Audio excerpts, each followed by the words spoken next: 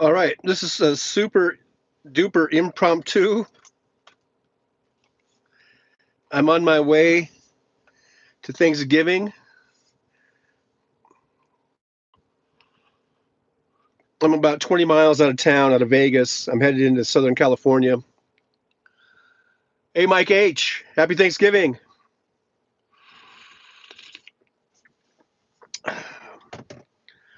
I just thought I'd do a real impromptu type of a deal. I'm out here on Interstate 15. Now, I did not get coffee at the Starbucks. I actually made coffee at home. I just stopped here real quick on the freeway. Hey, Christina, good to see you. And I'm out here in the middle of the desert. I just thought I would do like an impromptu little live stream from the car as I drive. If anybody wants to watch, they can watch. If not, I know a lot of people might be busy with Thanksgiving. And there's music. Oh, I love the road trip. Happy Thanksgiving. So I'm out here in the middle of the desert. I'm just going to let this thing run um, as I drive. And if the signal goes dead, it goes dead. And that'll be the end of the show, I guess. Because like I said, I'm kind of out in the middle of nowhere, and the signal can be really bad, the cell signal or whatever. So if that happens, just know that that's what happened. Um, hey, there's Carrie C. Hello, Carrie C. Ichabod Deer's here. Hey guys. So thanks for being here. This is total impromptu. I didn't tell Jolie or Aaron. I didn't send out any share. Like usually I share it to all the social medias, and I haven't done that. I mean, I guess I could do it real quick. Um, like I could do that to Facebook. There's music. Let's see. I could go ahead and share it to my Discord. Um, there's the Jolie, and like I said, uh, I know everyone's busy today. So the mods to the mod squad, if you guys are busy with Thanksgiving stuff going on, don't feel obligated to have to be in here and stuff. Um, I'm just sending out some shares real quick, just for shits and giggles, I guess. I don't know. Oops, oopsie, oopsie daisies. Doing this is kind of a bit of a challenge here. But anyhow, okay. So I'm just going to be on the road here. I'm going to get on the road right now. Uh, the thing I don't like about when I do this on my phone, anyhow, it doesn't have the blue sky on here. But when I'm on my iPad, it does have blue sky where I can just share it. Anyhow, so there's Josh. Hey, Josh, good to see you. Search for you is in here. Echo Deer, are you charging? I'm not charging, not right now, but I am going to charge in Baker. I should have charged ahead of time, and I just didn't. But I thought since I usually come on at 9 in the morning Pacific time, it's 9:17 now. So here it is, 9:17 a.m. Pacific time, and beautiful. This might be Jean, Nevada. I'm not even sure, but we're right about 20 miles south of Las Vegas, and I've got this on a tripod here. I'm going to take this off so it doesn't interfere. Um, I do have this little tripod. It's not really a mount, so to speak. Like a car mount or whatever.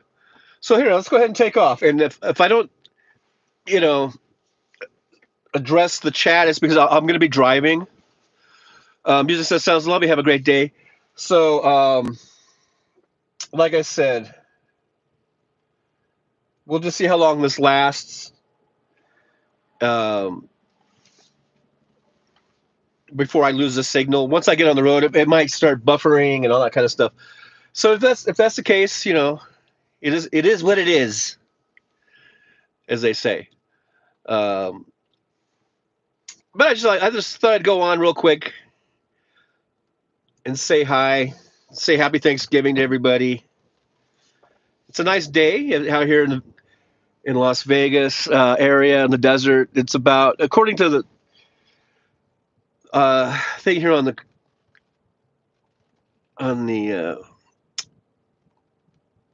readout here, it says it's 47 degrees. My watch says it's 40 something. It's kind of hard to see. Um, but blue skies. Come on, dude, you don't have a stop sign. And dude, you can go. Okay, right turn has right of way over left turn. Okay, in case you didn't know. Anyhow, sunny skies, blue skies today. Slight breeze, not too windy. I'm headed up to Big Bear, California. Going to spend Thanksgiving dinner at my daughter's boyfriend's mom's house, and with his family. And they have a pretty big family, so I don't know how many are going to be there, but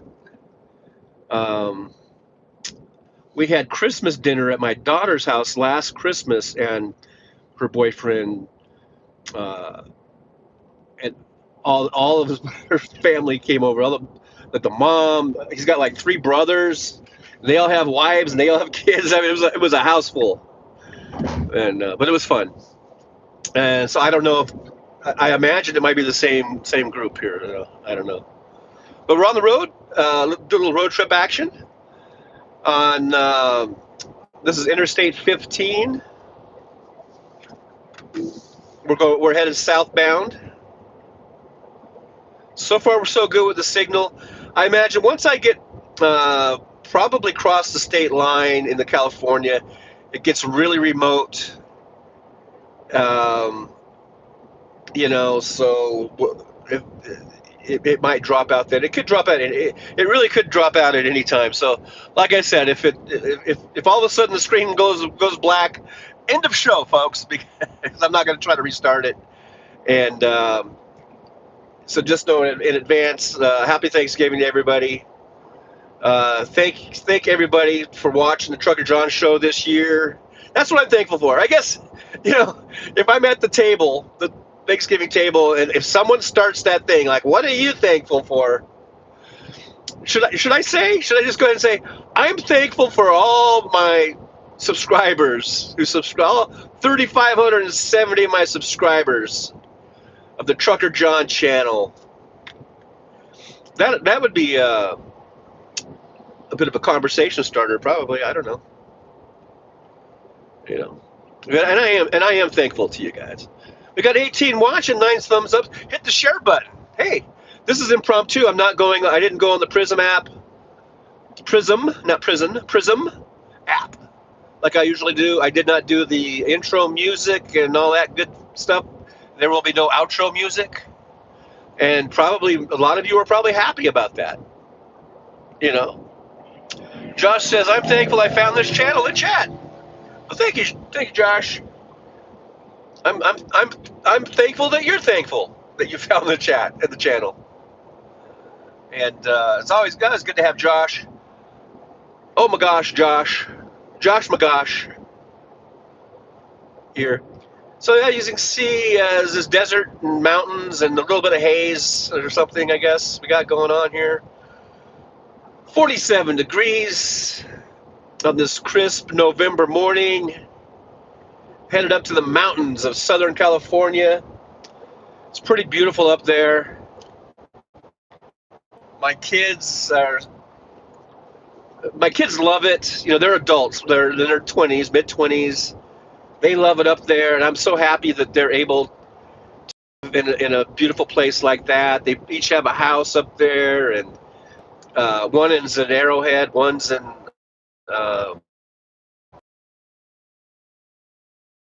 J or whatever it says, or whatever. He just bought another house up there. So I'm really happy for them that they get to live in a really beautiful place. I always wanted to live in the mountains or the beach, and I've lived in the desert my whole fucking life. And not that the desert's awful. I mean, I love the desert too. I mean, it has its own unique beauty, and there are pros and cons to it. But I've never been able to afford to live in the really in the mountains or the beach. And when I say beach, I mean the beach. I don't want to, I'm not saying like 20 miles from the beach or 10 miles.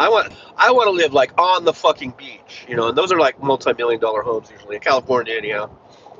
Now I could be an expat and go down to Mexico. I think there are places on the beach are really okay. I'll retract a little bit of that. Is okay. I might be willing to live a block off the beach or maybe a half a mile from the beach. And I think there are some expat communities in Mexico that I think are relatively safe, little enclaves. I mean, sometimes we're worried about the safety and security, but right now Mexico might be safer than the United States. But I could probably afford to live on the beach in Mexico. That's an option. And also, I could probably find an affordable like mobile home or like the prefab home or something in somewhere up in Big Bear that I could probably afford, and that would be nice. That'd be so. I might do that, but in the next few years, I might do that. I don't know. Anyhow, like I say, if I don't see the chats, I'm really paying attention to the road. I glance over every now and then just to make sure we're still broadcasting, and we are. It looks like I see Teresa Bunce or Terrence Bunce. I'm sorry, Terrence. I didn't mean to mess your name up there, but thanks for being here. I'm just sort of glancing real quick. I see music's on there, but I'm not really reading the chat. So, but thanks. Ichabod Deer's there. Seems like they like it far more. I don't know what I'm talking about. I'm mid-thread there, and on the phone, I really don't get to see the chat. Will pop in for a few seconds, and then it fades away. And so, there's West Webb. I'm not supposed to be in the sun. Get keratosis. I'm trying to read the chat as I'm driving, and those big words are not going to be my friend. And hopefully we don't have too much of a shaky cam. I'm not using a gimbal. I'm not using any type of a good window mount or anything like that. I'm just using a tripod, and I have the tripod in the cup holder, like the base of it, and then I'm just holding it with my hand. So hopefully it's not too shaky. It might be a little bit of a shake to it, but we'll see there. I guess Jolie, because I see Ichabod saying hi to Jolie. So Jolie, hi, thanks. Like I said earlier, if you didn't catch it, if you got stuff to do, I know it's Thanksgiving and busy day. So if you need to go and do stuff, I completely understand. No obligation by you or Aaron or anyone to be here. Just if you want to come in and say hi and wish everyone a happy Thanksgiving. And I'm on the road, so and Roxanne just popped in to say hello. Hello, Roxanne. Good to see you there. And yeah, just pop in and say hi to everybody. And then I know we're all busy today. I'm going to be driving for the next few hours. I don't know if this live stream will survive that. Like I said, once I get further and further down the road here, it's going to get more and more remote, and the cell signal might get harder and harder to maintain, I guess. So, like I said, if it drops out, it drops out. End of show, and I'll see you guys on Saturday. We'll see you guys Saturday at 11 a.m. or thereabouts. We'll do a House Parks after show hangout. We'll be back at the old Driver's Lounge. Do the show from the Driver's Lounge on Saturday. And looking forward to that. We can all tell stories of how we're eating leftover turkey sandwiches and things of this nature. Um, so anyhow, yesterday I was at the DMV. I do have a bit of a saga. Oops. Uh-oh. Come on, John. Stay in your lane, John. I have a bit of a saga going on, or saga. I think saga is a better way of saying it. I have a bit of a saga going on with Uber. Um, okay, so here's what's going on.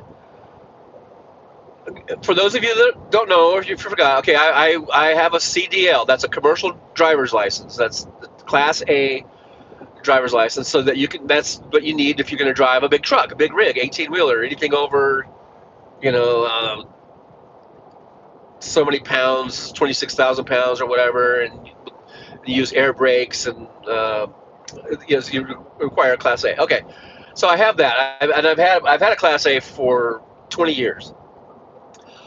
Um,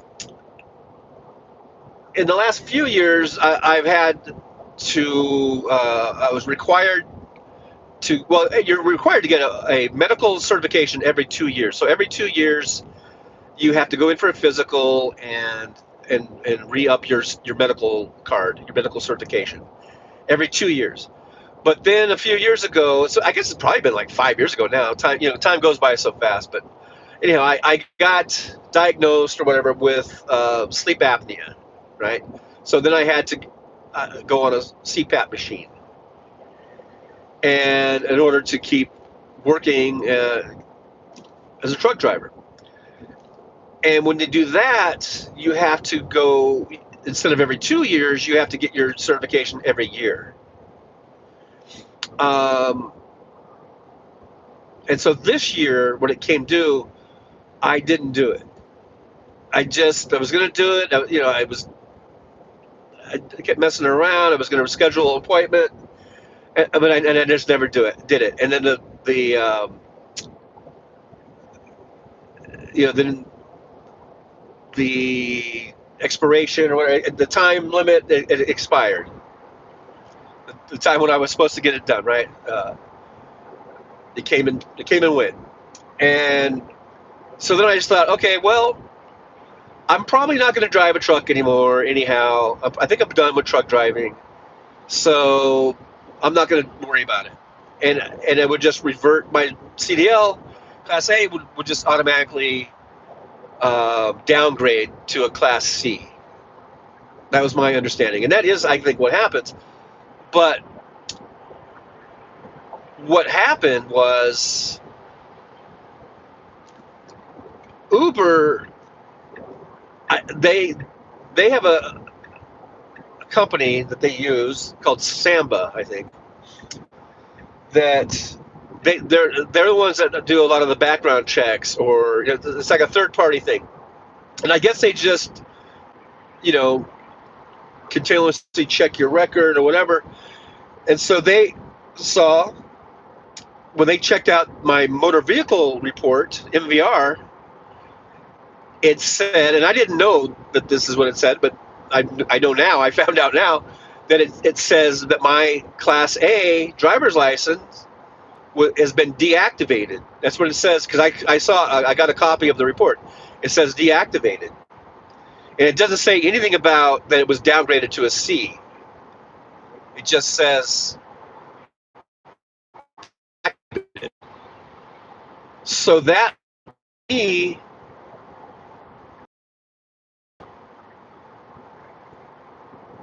Uber, all of a sudden, this was like Tuesday night, all of a sudden they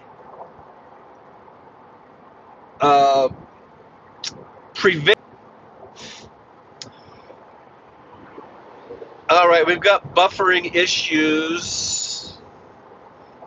Hopefully we're back. Looks like we're back. Like I said, the show may drop at any time. If it does, happy Thanksgiving. I'll see you guys Saturday. But it looks like we're back.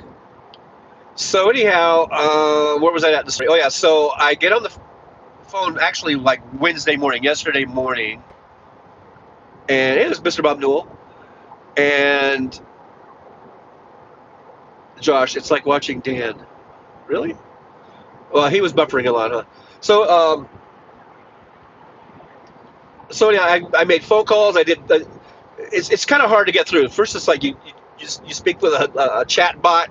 Then I was able to get a real person in chat. Then I finally got a real person on the phone, and I'm explaining the situation that my CDL was just downgraded to a Class C. I'm still able to drive.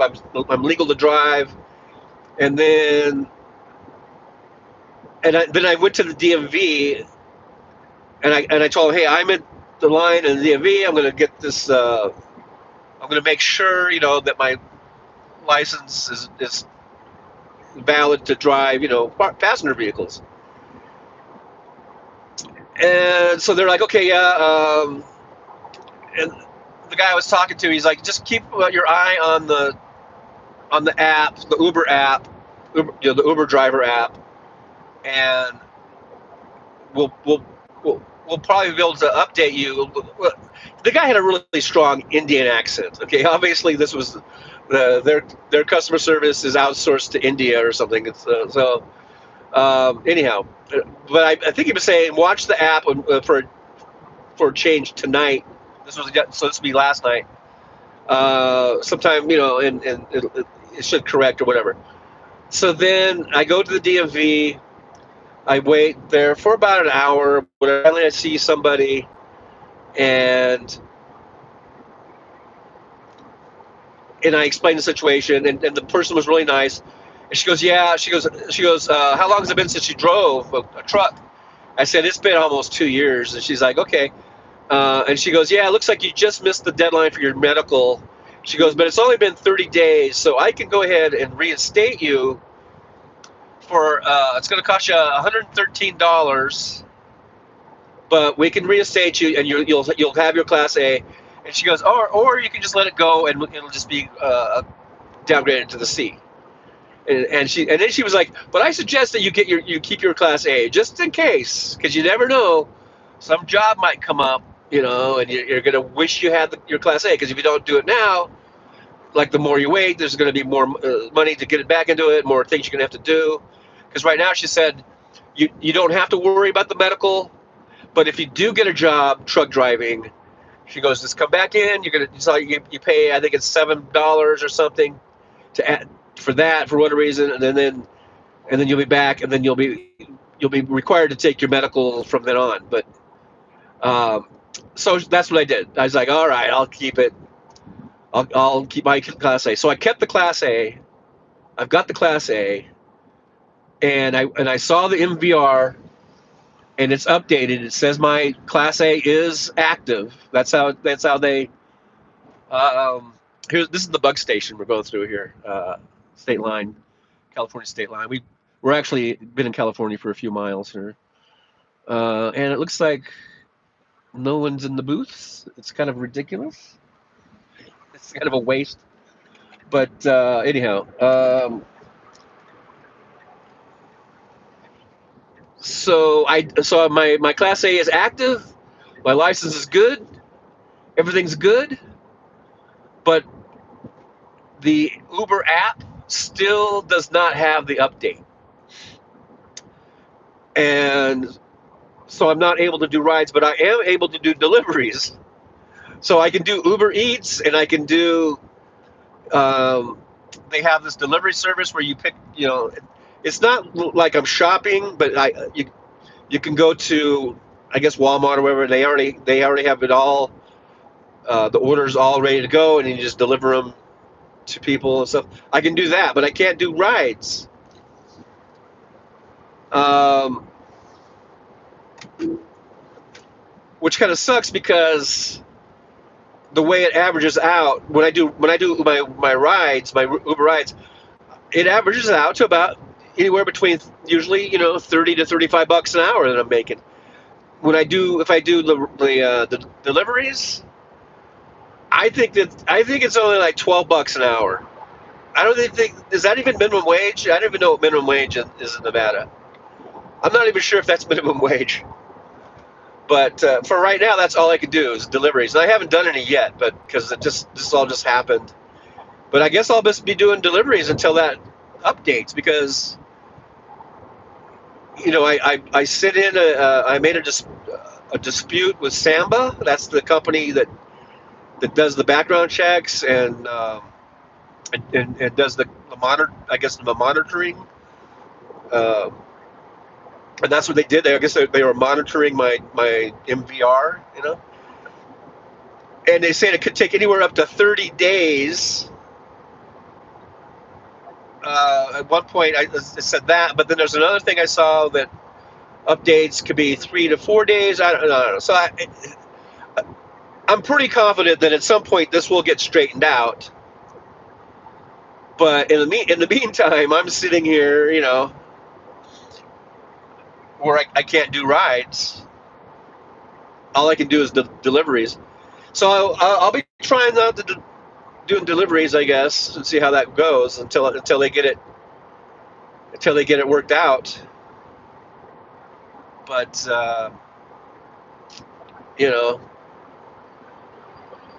what can I say? That is the saga. I think saga. I think I like saga, but also pronouncing MAGA. I prefer MAGA over MAGA. But for saga, I think I prefer saga. Isn't that weird? Like how some things just sound right and some things don't sound right. Anyhow, so we're going up through some canyons here, and we might lose the signal. If the signal drops completely, if it doesn't come back, then again, I'll just ahead of time here wish you all a happy Thanksgiving, and we'll see you at we'll see you on the House Parks After Show hangout on Saturday about 11 a.m.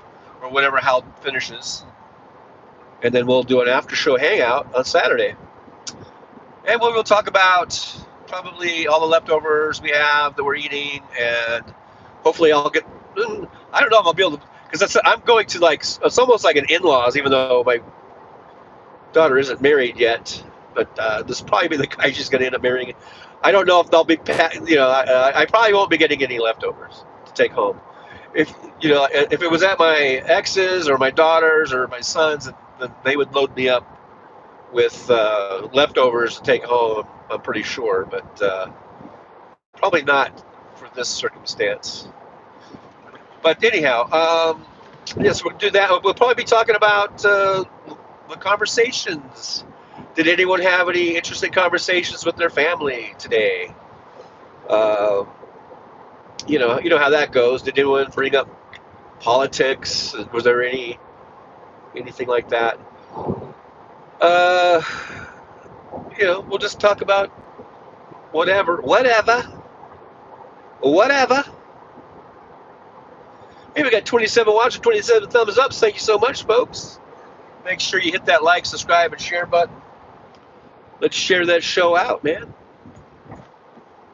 I'm not really going to read the chat, so I don't swerve.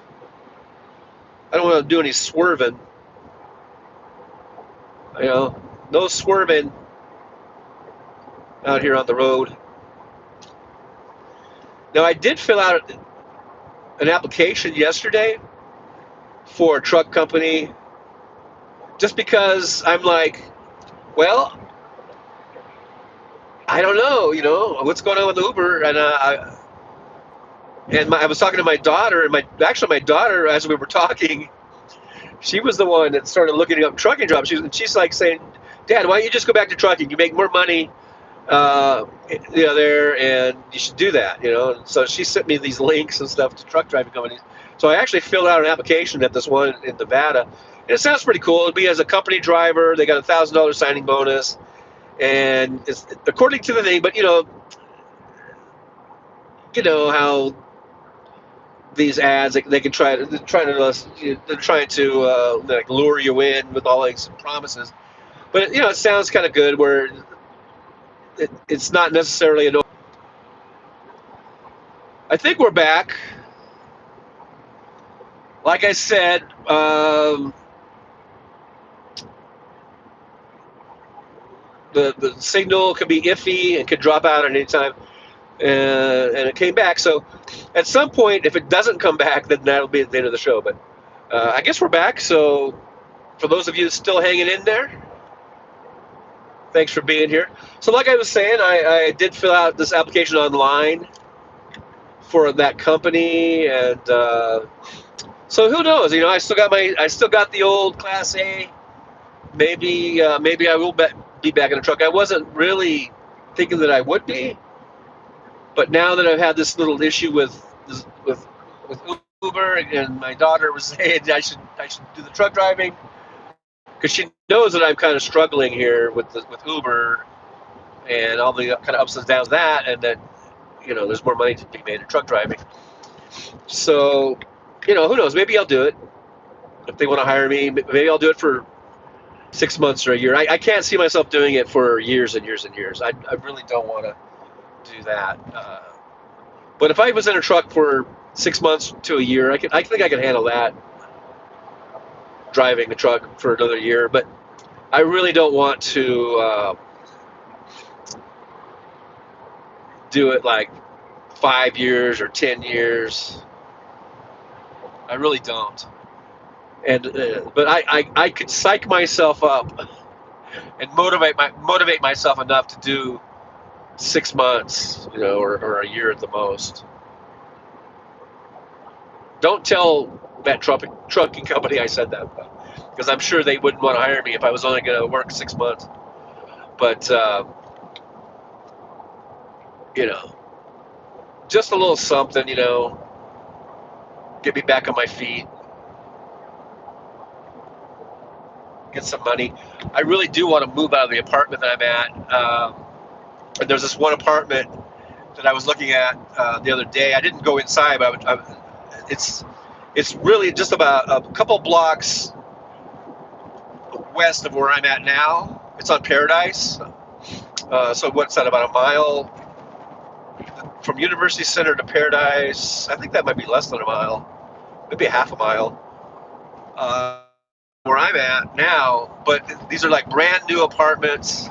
They're really snazzy looking, really nice looking, and it would be I would love to live in this apartment. The rent is about twice as much as it is what I'm paying now, and I'm paying pretty cheap. My rent is only all together with the utilities, not all the utilities, with I guess it's gas and water and trash. And that seems to have a floating price. Like when I first got in, it was only $20 a month. Then they doubled it to $40 a month for that. I guess water and trash. Because I guess there's gas for the hot water. So for water, trash, and gas, I guess, or for hot water, it went to $40 a month, but then sometimes I see it's $50 a month. So that's weird. And then the actual rent is only $825. It's a 1-bedroom for $825, and I'm 2 miles off the strip.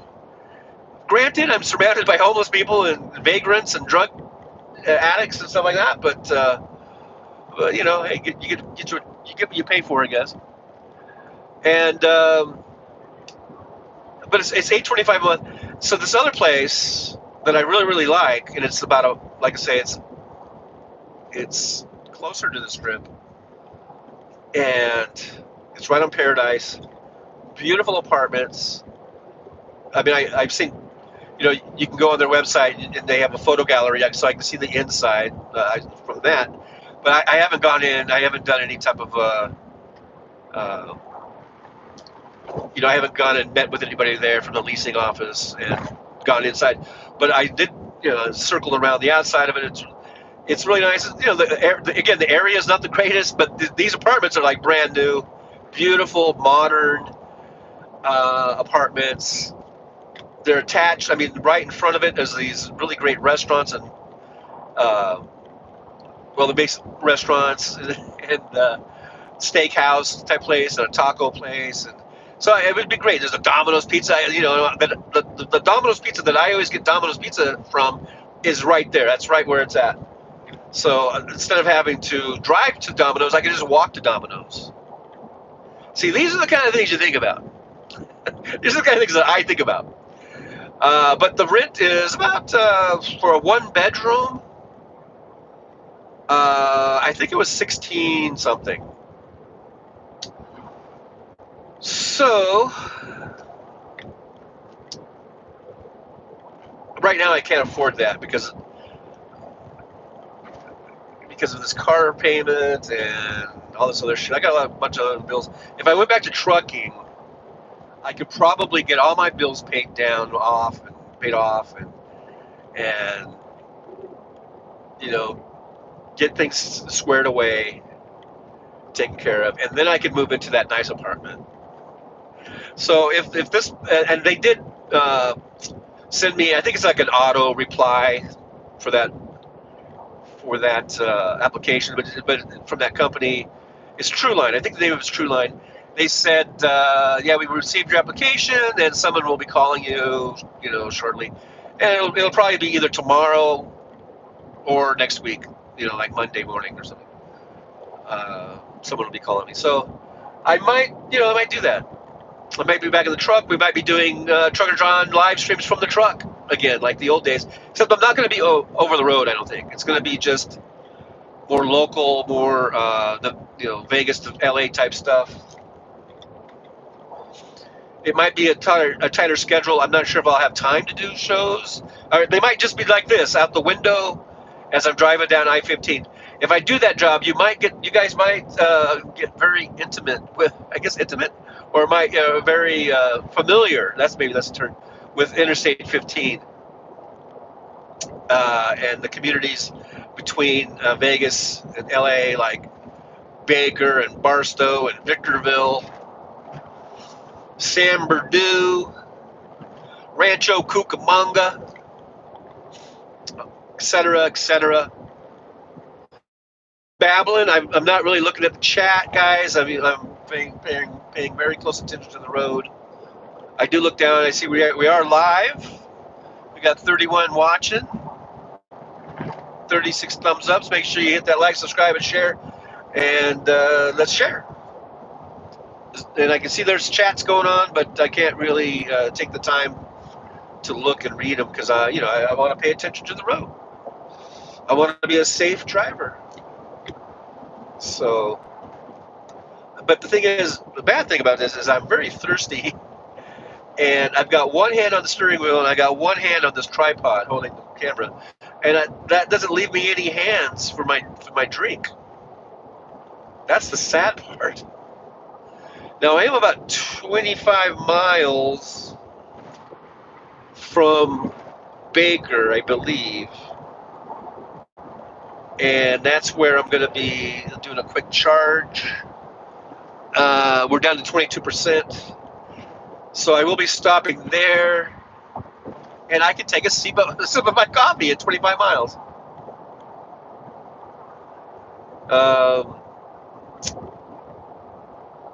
And maybe we'll end the show from there. I don't know, unless you guys want me to just keep it going until all the way to Big Bear, but I don't know, that'd be a pretty long show.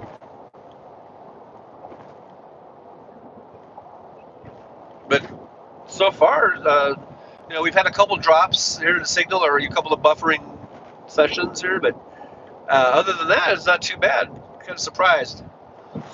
Maybe the networks are getting better, as we go. Because I remember driving through here before, I think, and trying to do live stream, and it was pretty shitty. Now I don't know. Maybe on your end it is pretty shitty. Maybe I don't know. Maybe because I'm just looking through the phone here real quick, and it looks fine, but. The picture or the signal that you guys are getting, it might be totally crappy. I really don't know. It might be all blurry. How sometimes it can get blurry, like if it's not, a good signal. Like sometimes that'll happen on the strip if I'm doing a live stream on the strip. When you're around certain buildings or something, the signal could get really kind of choppy or blurry, and I don't even know. I can't tell if that, on my end it looks fine, but on your end it might not be. And I don't even know if you can hear me, but there might not even be any audio. I don't even know. If I've got audio, if you guys can hear me, give me a thumbs up. I could glance down at at the chat and I could see thumbs up. So if I'm coming through okay, let me know with a little thumbs up maybe. And I'll just glance down real quick every now and then to see if I get a thumbs up or a thumbs down. If you give me a thumbs down, it means that you don't hear me very well, or the pictures. Well, I did get a thumbs up from someone. I don't know who. I can't read who the person is, but thank you so much for that thumbs up. I'm getting thumbs up. Nick Rich? Or no, is it Nick Rich? I don't know. I couldn't. And Jolie. Okay, thanks. So you guys can hear me okay. I don't have SSD. This car does. This is a rental. There's no FSD. And the autopilot, whenever I try to go to autopilot, it says that it's installed or something or whatever. I do have it on the predictive cruise, but that's no big deal. But I don't have the little autopilot thing, which all the other Teslas I've had that I've rented, they do have. They have had that where basically, but you're supposed to keep your hands on the wheel, but you could get away with like 20 seconds or something. So if I needed to take a quick sip of coffee, I could do that right now. If my auto pilot was working, here, I'll try it again.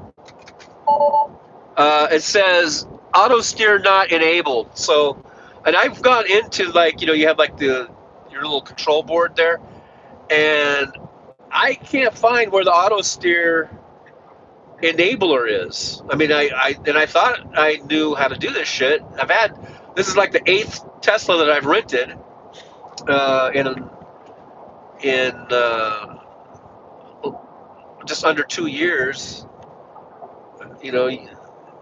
I kind of know how to look at this shit and how to set it up, but there's something I'm missing, or it's not in there for some reason to activate that auto steer. Or maybe this car hasn't gotten the updates because they do a lot of software updates and stuff like that, but I don't know. And I'm pretty sure it's set up to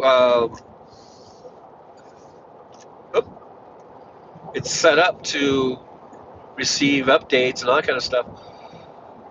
But anyhow, I'm just gonna have to suck it up for another 20 miles because I got coffee and I have water, and I would really like to take a sip of my water, which I guess I could do. I just took my hand off the wheel for a couple seconds. It like steers pretty good even without the auto steer at 75 miles an hour, and believe me, I'm getting people, passing me left and right here. Well, no, not right, but left. People really love to go about 80, 85, 90. And if you're going 75, you're just like old granny. I'm like the old granny, but I don't like to go too much over the speed limit. The speedo is 70. I don't really like going too much over. I guess it's an old habit from being a truck. Although I know there are lots of truck drivers that go over the speed limit too, but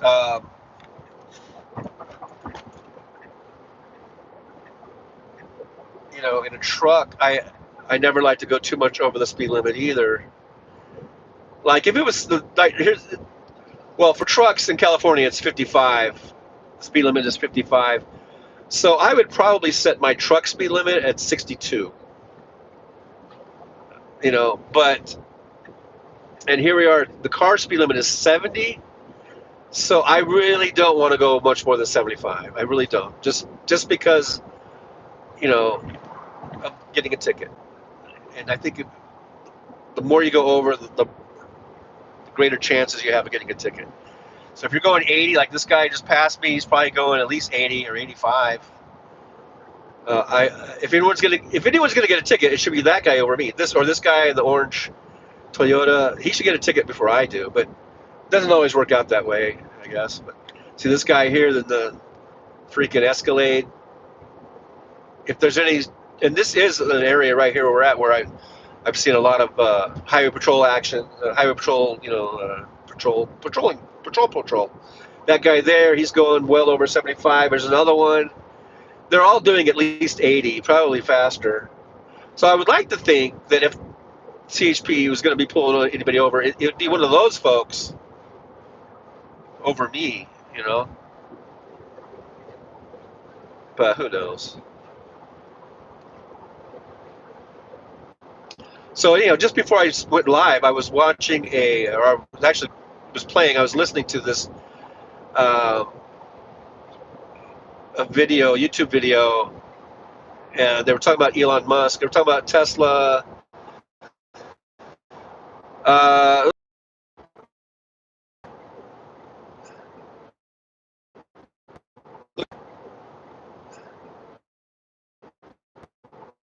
Buffering, getting out in the middle of nowhere in the Mojave Desert in California. Probably, what are we, 50 miles, 60 miles from Vegas, or more. I guess now probably, actually, see, we probably about 75 miles from Vegas, I think. Something like that. And we are only 14 miles from Baker, and that is a little town. So I would think there might be a signal there. I mean, the signal will probably be good once we get to Baker. But yeah, we're doing some buffering. That's going to happen. Going across these deserts there. It's going to happen. But anyhow, thanks to everyone who's watching. 39 watching, 42 thumbs ups. Thanks so much. Make sure you hit the share button, subscribe, like, all that good stuff. Buy me a coffee. Become a member. We got memberships. And starting next year, we're going to do members only Mondays, and we're going to do fun stuff. It's not always going to just be from the driver's lounge. Be from the Strip, or maybe out at Red Rock Canyon, doing some hiking. Maybe from Fremont Street, maybe from the High Roller, maybe from the monorail, maybe from the Sphere. There's all kinds of things, all kinds of fun things to do in Vegas. Fun and exciting, things to go take rides on, for you guys to ride along with me. And I'm planning on doing that for members only Mondays. I might try to sneak one or two in before the new year. But for sure, let's make that something happen on the regular for 2025. That is if I'm not truck driving. If I am truck driving, all that may change. That may change. I don't know. I could maybe still do a members only Monday, but it might just be from the truck, so it might not be so fun and exciting. But so yeah, I guess it depends on how my life changes again, if I get back into a truck or not. But if I'm just doing Uber, we can do members only Mondays. Yeah, heck yeah. I mean, and do it from all those places. If I'm in a truck, it'll be a whole different vibe, I guess. It'll be like the old days. For those of you that have been around for a few years watching me, you guys know, you guys remember, right? The old days doing the show from the truck. Guess that's what it would be like. That's what it would be like. It looks like I think my tripod it has a little bit of a kind of like a selfie stick to it, and I think it's vibrating downward. Let's see if I wonder if I can pull it up real quick. Let's see here. There we go. Yeah, it's weird how it was sinking down. and you were seeing more and more of the screen instead of out the windshield. Anywho, I think I might just, we'll end the show when I get to Baker.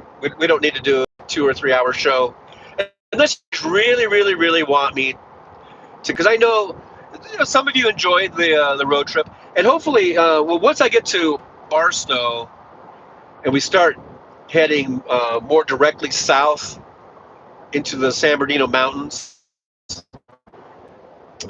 it'll be a little bit better. You'll start getting some mountain, views instead of just desert. But the signal might be even worse as far as maintaining this live stream. So anyhow, you guys, let me know, I guess, if what you want me to do. Should we stop it at in about 9.3 miles from now when I get to Baker? I'm going to stop there and do a charge. I'll probably stop there about a 15-minute charge or 20-minute charge. So we can keep doing the show during that 15 minutes. And I'll ask again, I guess, once I get there, if you guys want me to keep going. If you guys are actually enjoying this or not. And again, it's Thanksgiving. A lot of you, if you're on the East Coast, you're probably getting real close to, pretty close to dinner time, or so what time is it now? It's 10:06 here, so it's 1:06. Some of you folks might be getting pretty close to serving your Thanksgiving dinner, so or whatever you're doing. So I know it's Thanksgiving. Everyone's got their thing. So, but yeah, we'll talk about it once I get to Baker. I can actually look at the chat a little bit better and figure it out. If you guys want me to keep going or not. It's been 53 minutes right now on the stream. I usually like to go a couple hours. We could do another hour, I guess.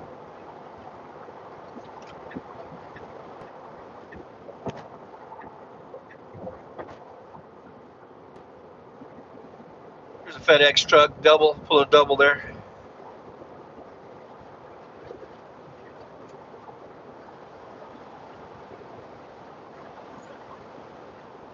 Yeah, my daughter was saying FedEx is hiring. The thing is about it, I'm kind of old and out of shape, and those guys are pulling doubles, and I think you got and I've never hauled doubles, even though I've always had the endorsement on my CDL, doubles, triples endorsement, tanker endorsement. For a long time I had hazmat, and then eventually I just let that go.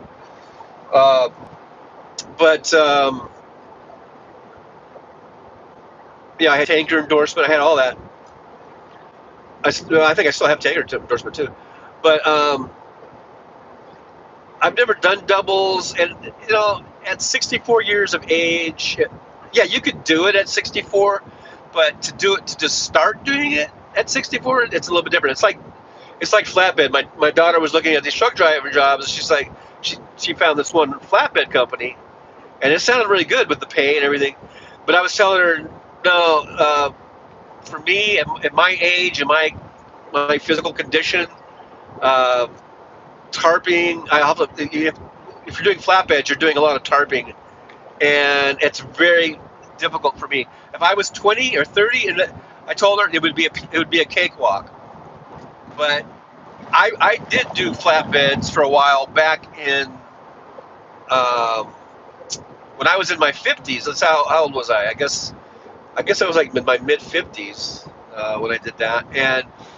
Or how old was I? Let's see. I'm trying to think. Gosh, it was a while ago, wasn't it? I think it was like 2008. What is that? 16 years ago. So I was in my late 40s, or something like that. Somewhere around there. 48 or 49 or 50, somewhere around there. And I was doing it, and I had never done flatbeds before, so it was a new experience. But it was fucking hard, man. I mean, it was hard work for me, being, like I say, out of shape and old. Now, If I was 25 or 30, I know, judging what kind of shape I was in at that age, tarping would be a fucking cakewalk. It would not be anything. But to be like a 50-year-old guy who's way out of shape and who hasn't done any working out for 20 years or whatever, um, it was fucking hard. It was hard, and that was at around 50 years old, uh, or not even maybe. And so there's no way. I know there's no way I could do if I'm required to tarp loads. There's no fucking way. There's absolutely no fucking way I could do it at my age and my physical condition. I can drive a truck. I can drive a 53-foot dry van all fucking day long. But as far as tarping and shit like that, no, sorry, can't do it. And as far as hooking up doubles, I mean, I've never done it. I mean, I've seen videos on it, and I passed my endorsement test. You have to take a test, so I know I know how it works and everything. But that looks kind of difficult too, having to push those dollies around, those tow dollies, and get those under the trailers and all that kind of stuff. I don't know. It looks like that's probably something another thing I probably can't do at this age that I could have done certainly at an earlier age. And if I had kept doing it, it's one thing. Like if you, let's say you, I don't know, you lift weights or you run or you do something and you do it your whole life and you're in your 60s, you could probably still do it. Now you might not be doing the same times or the same amount of weights or the same amount of work, but you can still do quite a bit. If you kept up with a routine through your whole life. But if you didn't do something and you just start doing it at age 64, no, it doesn't work that way. It doesn't work that way. All right, I'm getting off the freeway. We are approaching beautiful Baker, California, home, by the way, of the world's largest thermometer. Yes, indeed. We are going to drive right past the world's largest thermometer. Don't miss it. You won't want to miss this. You might want to get the family around, gather around the monitor, whatever you're watching on. Have them gather around and see this sight. This is really something here. It's going to be the world's largest thermometer. And here's something that kind of bugs me. They advertise this Chevron station over here as being a truck stop, but they don't have any fucking truck parking. How can it be a truck stop if there's no truck parking? You know what I mean? I know you know what I mean. I know you know what I mean. I know you know what I mean. All right, so now we're off the freeway, like French Road type of deal, going into Baker. Beautiful Baker, California. Thank you very much. Also, this is home of Alien Jerky. I guess it's jerky. Is it made out of aliens, like dead aliens, like Martians? Or do the Martians make it? And I just say Martians because to emphasize the point that when I talk about aliens, I'm talking about aliens from space. They're probably not from Mars when I say Martians. All right, can you see in the distance there? Can you see the world's largest thermometer? If you see this sort of this tall kind of thermometer looking thing, that's it. All right, so yeah, over here, see, there's a big lot. I've parked over here in my truck many a times to go eat at Denny's. There's a Denny's over here. I've eaten at a lot of these places. There's a Del Taco here. I've stopped at many a time. Is it still here? Did they close the Del Taco? I think they did. Wait. Oh, no, there it is. Wait. No, it's still there. Okay. Whew. I was worried for a second there. Wait, it might be. No, it's still. Oh, yeah, there's the world's tallest thermometer. Yeah, there's Del Taco. I think it might be closed today for Thanksgiving. Looks like it's closed. But then, there's the world's tallest thermometer, it says it's 53 degrees right now, so it's working. We're gonna keep on going. We're half a mile to the Tesla supercharger. Share the show out. There's a lot of people actually that are into things like superchargers and shit like that. So if you guys ever watch Out of Spec Reviews, they do a lot of EV charging. They've done a lot of videos actually at this charging station because they do trips. They're kind of based out of like Fort Collins, Colorado. And they've done a lot of road trips in their EVs from Colorado to LA. And I've seen a lot of videos where they've actually stopped at the very same charging station that we're about to go to. You and me, people watching, we are going to go to the same one that's been in their videos for many videos. So you might want to share it to the out of spec folks. If you guys know any of that, look at this nice digs there. Look at the old cars there. See, if I won the Super Lotto and had billions of dollars, I would buy that place and just make it like this old retro. I would keep those cars, kind of fix them up, and make it like an old retro kind of place. Anyhow, here's the big Tesla supercharger charging station. Right here. People are charging their vehicles, and there's kind of nice. You got a gas station. They got Jersey Mike's, Dairy Queen. They've got restrooms and stuff. So you can take a restroom break if you want to get something to drink, something to eat. You can go in there. They've got more charging back here in the back. They also have some really big chargers that are for the semi truck, the Tesla semi. Where should I park? That gets us some kind of a view. Oh, let this guy out. I guess this guy could go out. Or does it matter? I kind of like parking in the shade because it just makes it easier to see the chat and everything. The view might not be so great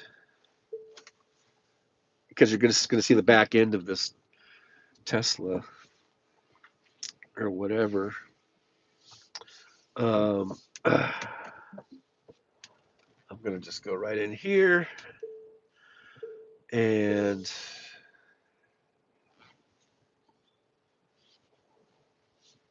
just pull up here.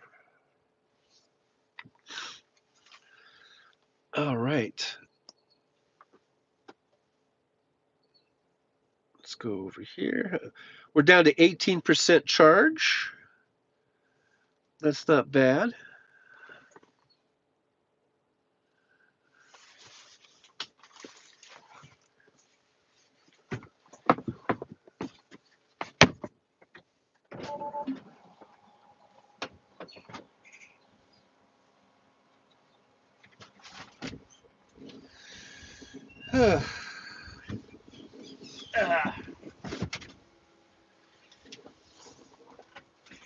It's a bit windy out here.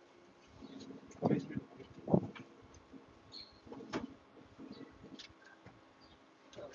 we go.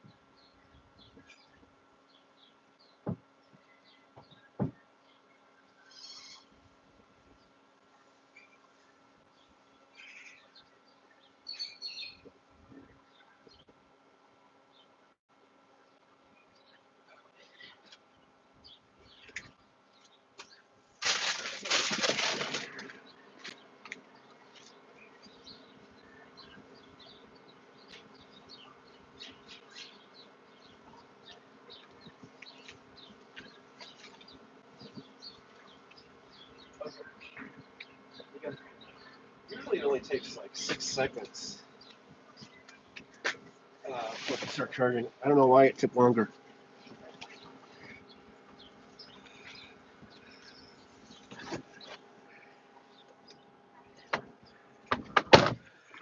All right, so here I am back in the car. Hello, chat. Let's see here. Hello. Hello, everyone. I got a haircut. Look, it's all the hair is gone.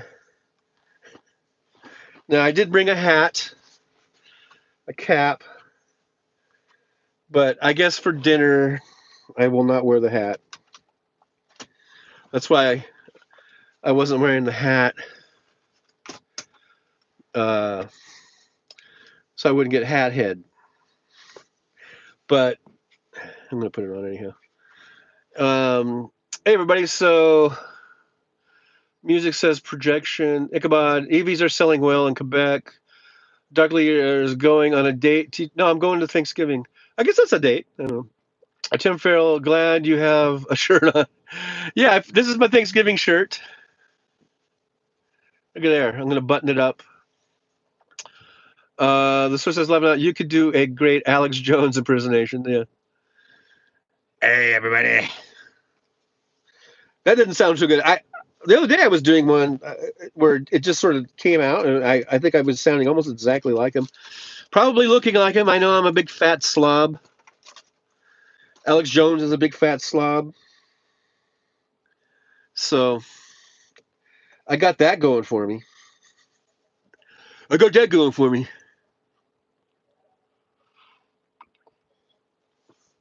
I love this cup so much. I poured this coffee at my apartment at about 8 something. Over 2 hours ago. Let's see. Probably about 2 hours ago.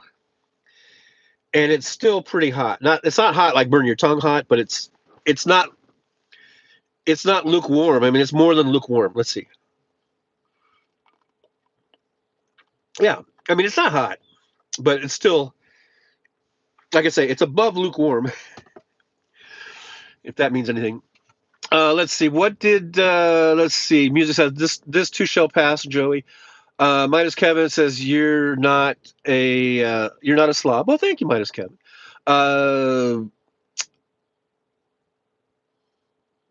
Brooklyn 471 says Joey is having a bad lifetime. Music Joey is in a dark place. Who's Joey? I haven't been able to watch the chat. Is Joey in the chat? Is Joey a troll? Is Joey having just bad things going on? Let's see. The Soulcraft, we sell those at Spencer's.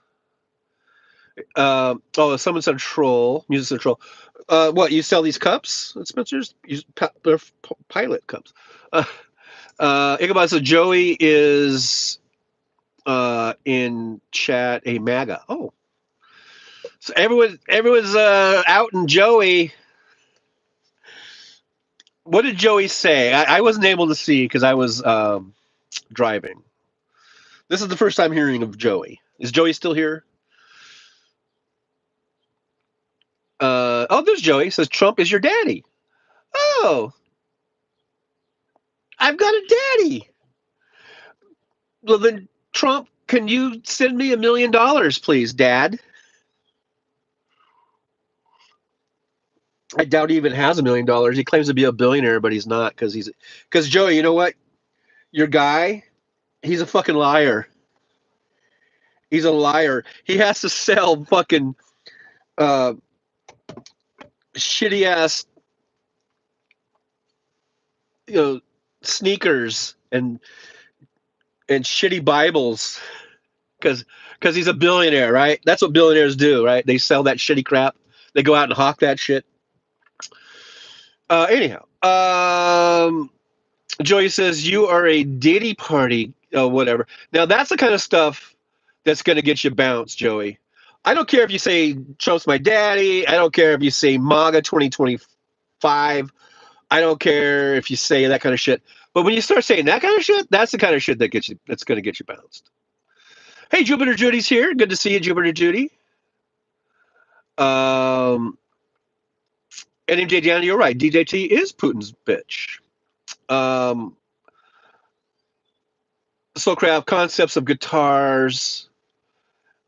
Yeah, everything Trump does is it's just the grift.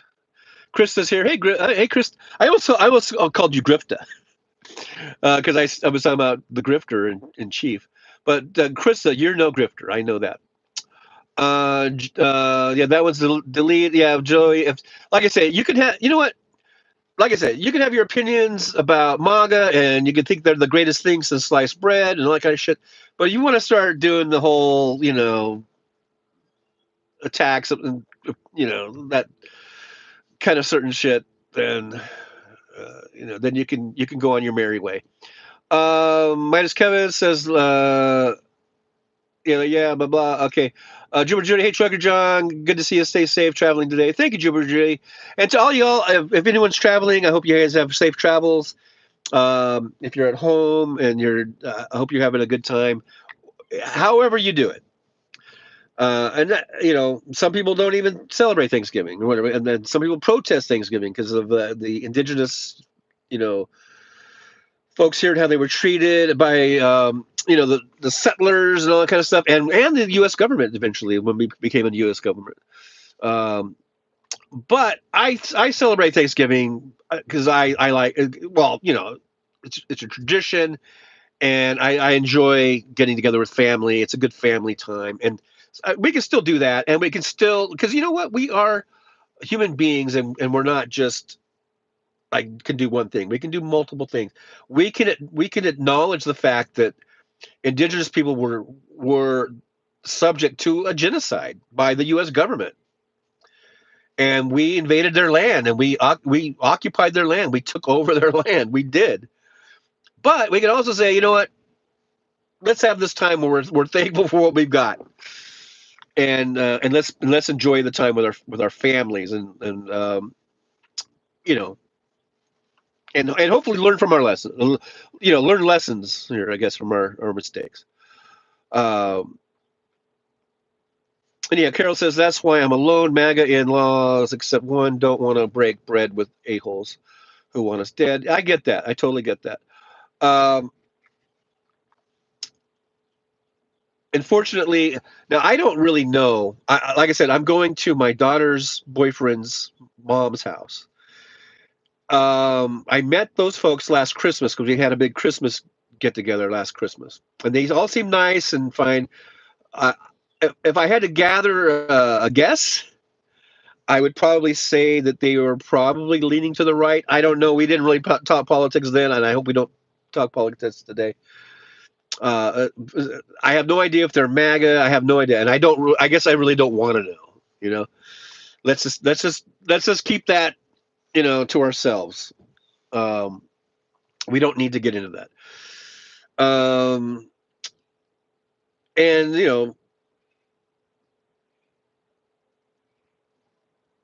so that's how I'm looking at it. I just want to spend time with my daughter, basically. My son, unfortunately, won't be there. He's going to his wife's folks' house, so we're split up this year. But I will see him tomorrow, or maybe tonight when they get home, later tonight. I don't know. Let's see. I'm just looking here. Hi, butterflies are free. Butterflies are here. He was here. Good to see you. The Soulcraft. Yeah, I had to bow out. My folks are never Trumpers, but the rest, shaking my head, MAGA. Ichabod Deer. Sadly, 1 out of 4 pigs in the USA is owned by China-owned Smithfield Foods. Carol, Alana, happy Thanksgiving, Trucker John and Julie. Hey, happy Thanksgiving to you too, Carol. Good to see you. And you know what? If, like I was saying it was a Tuesday show, if you can always make the best of it, because like I said, if I wasn't going to this get together up in Big Bear, I would be at home.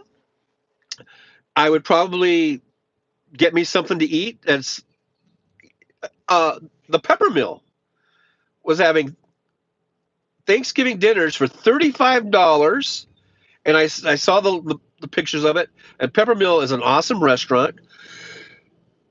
And I mean, it was like an awesome amount of food for $35.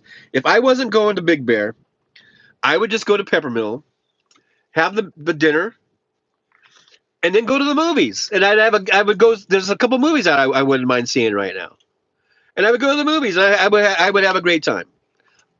So I don't get bummed out if I don't get to go to Thanksgiving, whatever. But I would be bummed out because I wouldn't see my kids, and I haven't really seen my kids too much this year. I haven't been traveling uh, over there like I usually do. So I missed last Thanksgiving because I was really really sick. Last year at this time, I was really so super sick that I canceled it on the last minute, so I wasn't able to go. So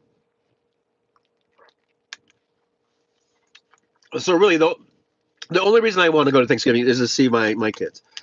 Um, but if it wasn't for that, I'd be completely content and happy just going to Peppermill, have a nice meal, go to the movies, hang out, something like that. It doesn't have to be this big giant production, like some people get so caught up in it. And I think a lot of people just it gets so stressful sometimes. Is it worth it? Is it worth the stress? Is this of doing it? If something becomes so stressful, then I don't think it's worth it. You know, like we get so caught up in these traditions. You know,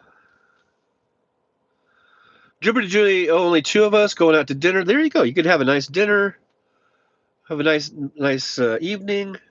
It doesn't have to be like I. Ever since I can remember, as a small child, I mean, every year it was either at grandma's house or it was our aunt's house or it was our house. It kind of would rotate around to one of the relatives, but it was always a big, lots of people. Sometimes, more than one, sometimes two turkeys and a ham, a big ham, and, all the trimmings, all the thing. And it was great. And that was, and as a little kid, I mean, I didn't do anything, so what did I care? But as I got older, I could see all the work that went into it. And you could see how it was usually the moms that did all the work, and then the guys would sit around and watch football, or we would help. The guys would help. Hey, can can I go get some more ice or something? I don't know, but I can see how it can be stressful, and there's as you get older and you have your own families, and you want to continue the tradition. And we did that at our house. When the kids were growing up, we'd had Thanksgiving at our house. We'd go back and forth to either my folks or whatever. Look, here is Model X over here. Can you guys see the gull wing doors? These folks pulled in to the Charger. I just thought I'd show that. You got the gull.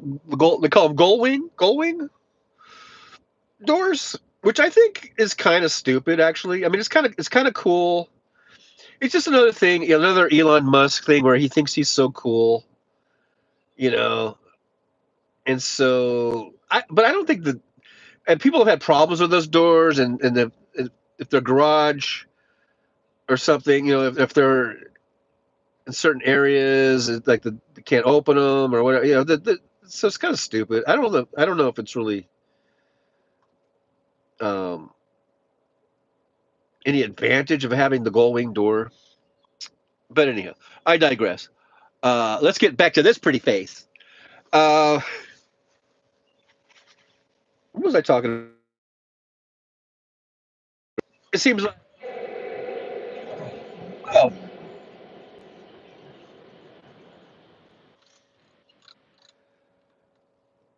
can you guys still hear me? I turned the volume down. For some reason, YouTube video started playing in the background. I don't know why, and I, I don't know how to do it. So you guys can hear me. Okay, good.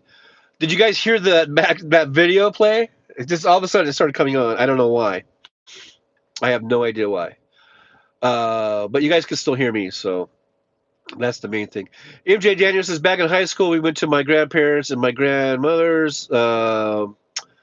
Minus Kevin says, yeah, Jupiter Judy, no other video. Sound is good, says Jolie. Okay, all of a sudden on my, through the Tesla speakers, I was listening to a video earlier. What's that gal's name? She's from New Jersey or New York. She's really a cute little blonde, and she's a total, Democrat.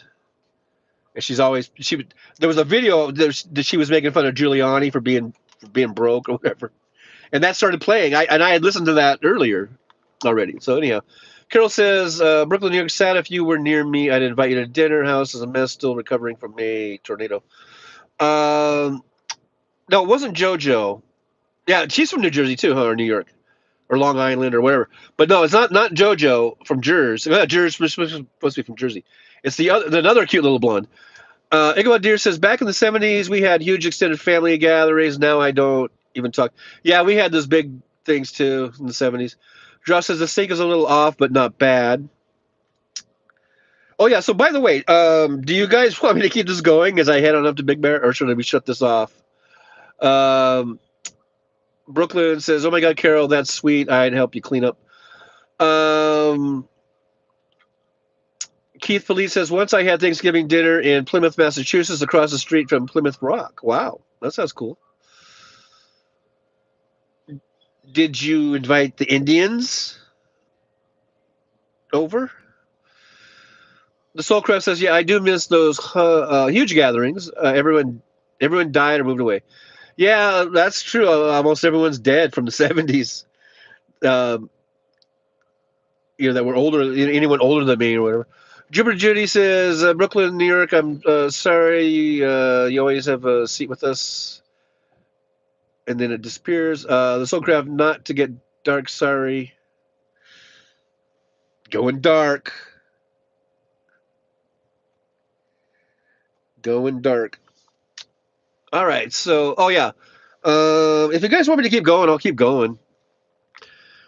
From here, the next thing, we're just going to go through Barstow. And then I'm going to hit Highway 247, which will go south into Lucerne Valley to Highway 18. And then we'll take Highway 18 up to Big Bear.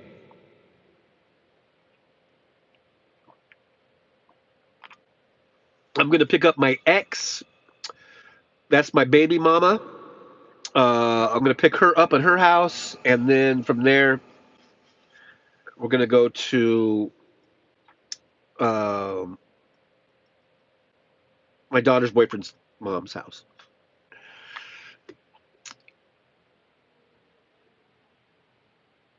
And like I said, I understand if anyone has to go, if Jolie has to go or anybody, you go do your thing,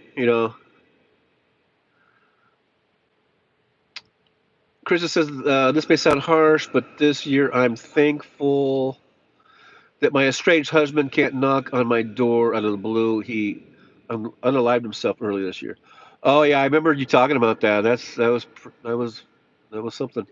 Julie says, let's keep going. I did most of my cooking last night. Nothing to do for a couple of hours. Okay. By the time I get into the mountains, if we still have a signal, that's going to be, you guys will probably be eating dinner by then.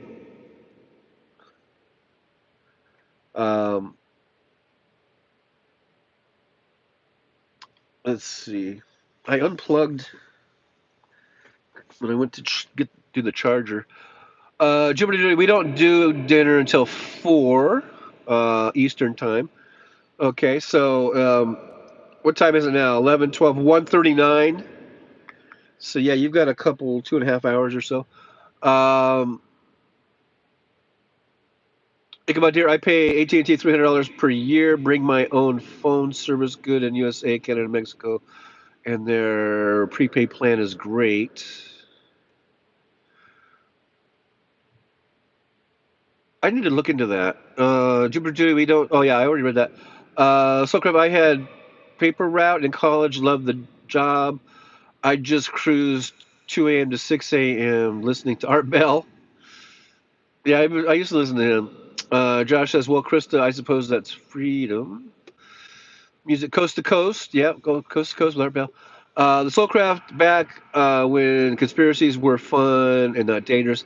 Yeah, and so ever since like George Norrie or whatever took it over, it got way too political. Let's see. Tracy S is sitting down with my Thanksgiving right now. All right. Well, have a good one, Tracy. Enjoy yourself. I hope you have a good time. Music says I was a paper boy when I was 12. I hated it. Minus Kevin is saying, Judy, I give you dinner, my friend. Think about Deer says I had a paper route too in high school, junior high too. I never really had a paper route, but I remember my friends had paper routes, and I would go on them and help them. I remember helping them to like roll the paper up and put the rubber bands on. We did that for like an hour or however long, and then we he had a little basket in his bike, and I had a basket, and I would just go on and I would help him, you know. And I don't think I ever got any money for it. I think he would buy me a Coke or something. I don't know. Let's see. Krista says I don't cringe when there's a knock on my door now. You know, wow. You know, that's just, you know, I don't want to celebrate the death of a person, but sometimes, you know, we're better off without him, right? Um, I'm just sort of leading this thing, and it kind of moved like it was going to fall. Let's see. What else we got going here? This whole crap, yeah. Toking herb and listening to Floyd. That sounds like a good time. I mean, you know, I don't really smoke a lot of herb, but if I was just gonna kick back, smoke a little herb, listen to some Pink Floyd, that sounds like fun. That sounds very relaxing. You know.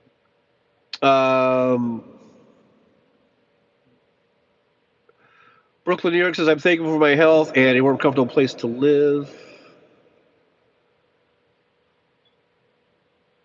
Chris, I remember having a crush on the Paperboy. Think about deer. I often was hired to do more by those I delivered papers to, like dog walking, checking up on homes and owners' vacation. Oh yeah, good way to network. Good networking. Mr. Spock is here, I guess. So live long and prosper. Live long and prosper. Hope you have a good Thanksgiving today. Let's see, Carolina. Excuse me while I based enter.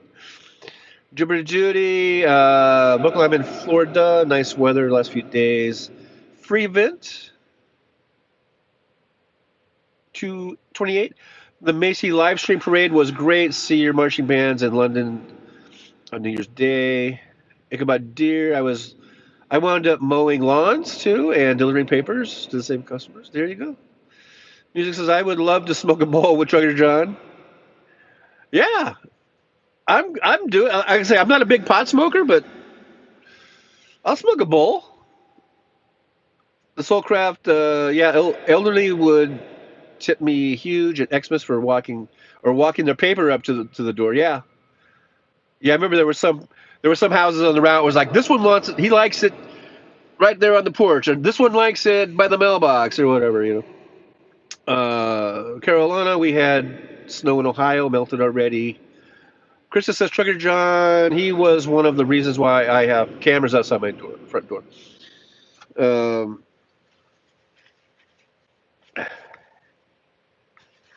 yeah, it's pretty awful when you have to live in fear like that. I know. I know my family's had to deal with that a little bit. Julie says I can't smoke any weed until I'm done cooking, or I'll screw everything up. But I bet you're looking forward to it. Um, Ichabod Deer says Freeman 28. Did you join Kansas watching that, or maybe you are Kansas? Um, Jupiter Julie says if you just have to heat up food, how can you mess that up? Stone, nah, smell if it's done. Josh says, I saw my grandma in a dream the other night. I wish I could remember what she said. It was weird because in the dream I realized she wasn't supposed to be there. I've been having dreams like that too. Actually, with my grandma and my folks, and they're all dead.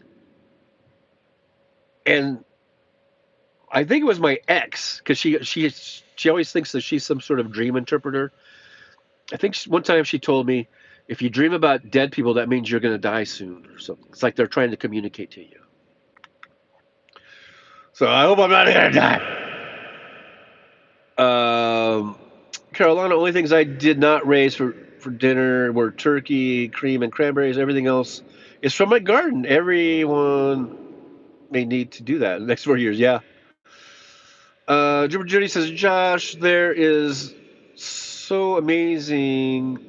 That is so amazing to not remember later. I don't like it when it happens to me. Ickabadir, I am not in Canada. Ickabadir, I never said I was in Canada. I am not in Canada. I never said I was in Canada. I don't want anything to do with Canada. I anyhow. The Soulcraft weather here is crappy, gray, and depressing. Where are you at, Soulcraft? I forget. You told me. You don't have to dox yourself. I don't need your address, but just what city are you in or general area? Tim Farrell's there. 20 minutes charging. How's the level? How much does it cost? Okay, yeah. So I haven't really been keeping track of the time. We're at 77%. Has it been 20 minutes? And it might be expensive here. During the day, I didn't even check to see what it was. It's 46 cents a kilowatt hour. I'm at $16.99. It just hit 17. I'm at 78% charge. I might just go all the way close to 100, so I don't have to worry about it.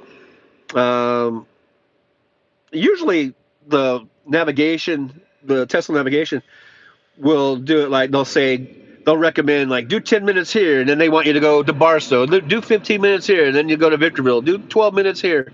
And I don't really like that. I like to just go and charge, go to 100%, and then I can just be done with it. But yeah, we're at 79%. I didn't even see. It's 10:47. Does it say how many minutes it's been? It doesn't say how many minutes. Now we're at 80. It's going pretty good. At some point, it's going to slow down probably once it gets into the 90s. I might just stop then. Once we get up to 90 or 95, I might just stop. It says, Carol, how many kilowatts does that buy? Does it tell you? Well, let's see. It's 46 cents a kilowatt hour. I have. It says session energy. Here, I'll turn it around. Someone's horn is going off. Session energy is 38.569 kilowatt hour, I guess. So that's what it's done. We're at $17.85. And that I'm not used to spending that much. I usually charge, after midnight, and when it drops down to 29 cents a kilowatt hour, and I can usually charge up for less than $10, or sometimes around $10, depending on how low I am to begin with. But Carol says, "Wow, 40 cents kilowatt pricey," but I guess compared to gas, well, yeah, for one thing, we are sort of at peak hours, I guess, mid afternoon, or well, actually, we're only at 10. It's only 10 o'clock, 10:49 a.m., and we are out in the middle of nowhere. I think that maybe that has a lot to do with it. But a lot of those places, even in Vegas, if you charge this time of day, it'll be that high. That's why I usually wait until after midnight because it drops way down. Now, when I first started driving these, just less than 2 years ago, there were a lot of places in Vegas when after midnight it would drop down to like 8 cents a kilowatt hour. The price 8 cents, 9 cents, 10 cents, and now, even after midnight, I think the cheapest is 29 cents. So it's gone up a lot. It's gone up like 20 cents for that nighttime off peak hour thing. And even during the day, during then, you could find a lot of places that would be like in the 30s, 35, 39. And now during the day, yeah, everything's like 45, 50. Um, so they're raising their rates too. That's a thing. Um,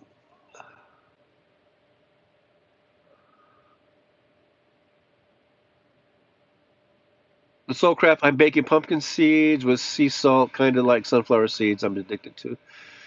Yeah, those are good. Crystal competition drives down prices. Carolina, understandable cost to build those charging stations. Got to be a lot of money. Yeah, I guess it is. I guess it is. Josh says, "What happens if you pour gas in the charge port? It just gets all smelly and spills all over the place." The Soulcraft, the Rocket City, aka Huntsville, Alabama. Oh, that's where Soulcraft is. Alabama. You see, you got some crappy weather down there, huh? Ichabod Deer says Green Mountain Power Vermont with a free EV charger for home chargers, 14 cents per kilowatt hour. Yeah, that's always the best way to go, I guess, is home charging overnight. No matter where you're at, it's that's probably going to be your cheapest deal for your area that you're in. If I could do that, I would. Brooklyn says, "I love your flannel shirt, John. Women love to hung flannel. Yeah, this is my. I should button up. I'm going unbuttoned for right now. I've got my Nevada T-shirt underneath. I got to represent, but I'll probably button this up once I get there. I don't know, look more presentable. But this is my. Yeah, I got my Thanksgiving shirt. Look at there, getting all. Oops. All right, so let's see what else you guys got to say. What else you guys got to say?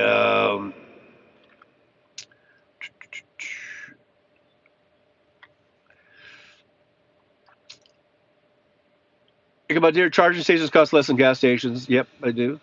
I believe that. Carol says, "Yep, Brooklyn. I decided to fix dinner half for my fur babies. Got to be careful what you give cats and dogs." Krista says, "When I lived in a rural area and there was only one gas station, you paid what they charged. Once another gas station opened up, each gas station was undercutting the other by a penny." And it's funny how people will just um, will go to the one that's a penny cheaper or even a nickel cheaper, and they'll wait in line. I've seen it where if one gas station is across the street and it's a nickel cheaper, there'll be a long ass line to save that nickel, and the other one you could just go in and gas up and go. Because I always thought, okay, a nickel, I'm getting, I'm getting, let's say I'm getting 15 gallons of gas. What's five times a nickel? Um, 50, 60 cents, or whatever it is. You're gonna. Why would I want to wait in line 20 minutes to save 60 cents? You know. Anyhow, I always think that's funny because sometimes like Costco will be, or even Sam's Clubs, their gas will be 5 cents cheaper than the AM/PM across the street. And I've seen those lines at Costco, you know, be really long lines. And I'm like, screw it, I'll go to AM/PM. I don't care if I pay 60 cents more.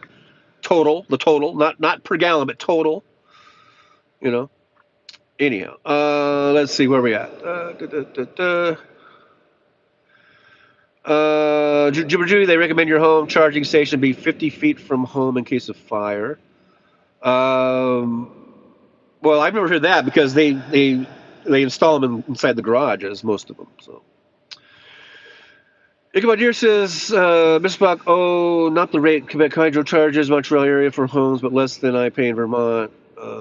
Carolina, not to be morbid, but Marine hubby insisted being buried in jeans and flannel shirt. We all wore flannel to his burial. That's pretty cool. Josh says, John, why don't we plaster the medians and setbacks with solar panels? And I don't know. I agree. We should have solar all over the fucking place. We could have rooftop solar programs. Yeah, we could put solar along the interstates. We could do all kinds of shit. I don't know. Maybe because we have a political party that starts with the letter R that is bought and paid for by the fossil fuel industry, and they've been fighting tooth and nail to put out their disinformation and misinformation about things like global warming and climate change, and really doing a good job, I guess, of tainting anyone who talks about green new energy. I mean, just look what they do to AOC. AOC is a very smart, intelligent, bright woman who I think will make a great president someday. But they characterize her as being this shrill, you know, like idiot or something. And she's probably one of the smartest people in Congress. So I guess maybe that answers the question. I don't know. I don't know.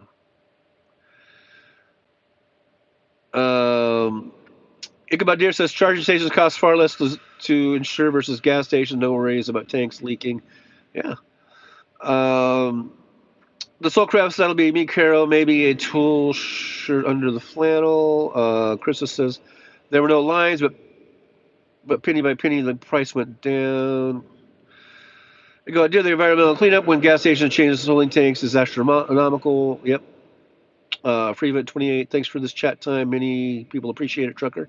Oh, well, I'm glad you guys are here. I'm glad that, um, you know, I could be here for you. Josh says, I did lose math once, and I did loose, or maybe loose math? Loose. It's not lose, it's loose. Once, and interstate system alone would potentially cover 80% of the country's needs. Yeah, in fact, I remember there was a graph one time where it was like, and this is just hypothetical, but let's say the state of Nevada, if the entire state of Nevada was just all like solar, that would provide enough energy for the entire country or something like that, you know. Um,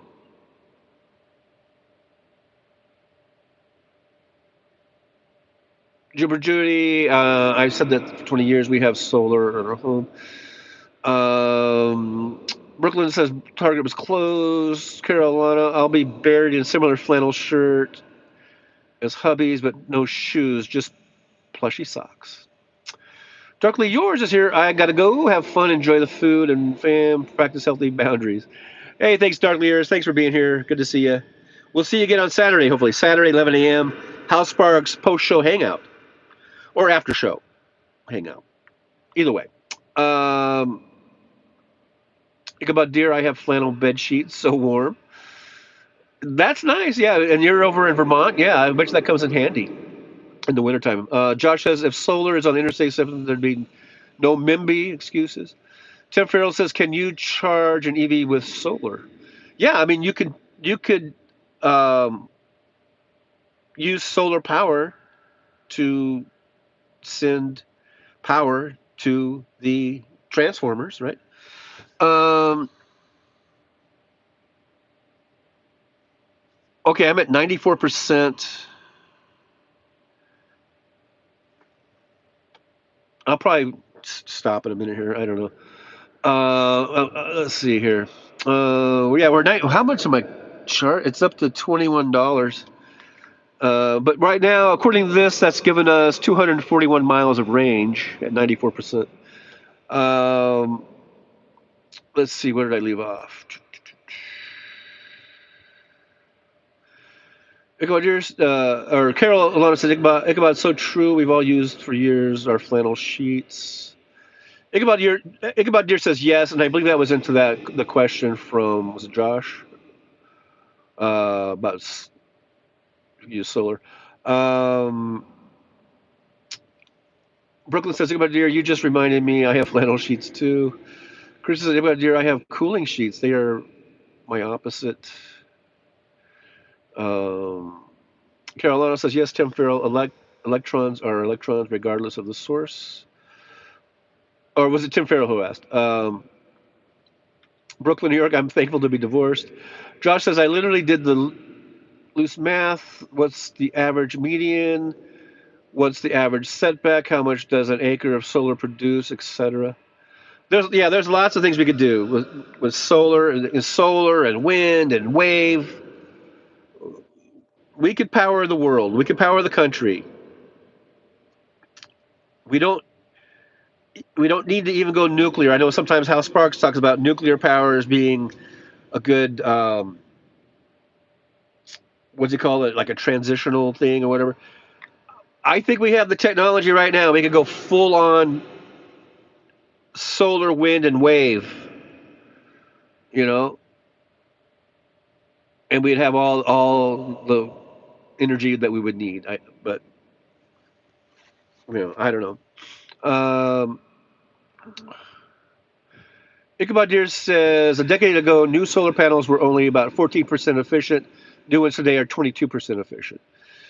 And eventually they'll be like 100%. Or I guess you could never get 100%, but eventually they'll be, 75, 80, 90, whatever. The Soulcraft says this seems like kinetic energy from your wheels could keep your battery charged if they wanted to.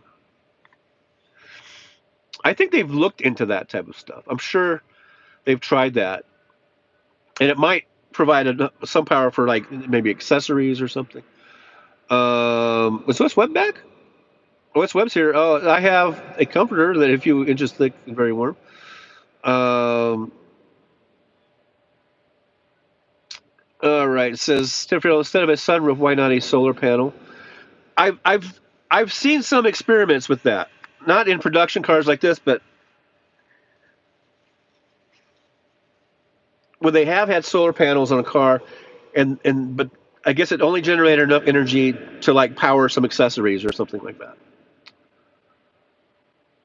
But it does seem like if you had a solar panel on your car and you had like a almost like a portable charging unit that as you're driving, your solar could be constantly providing power to that your charger, like a portable charger.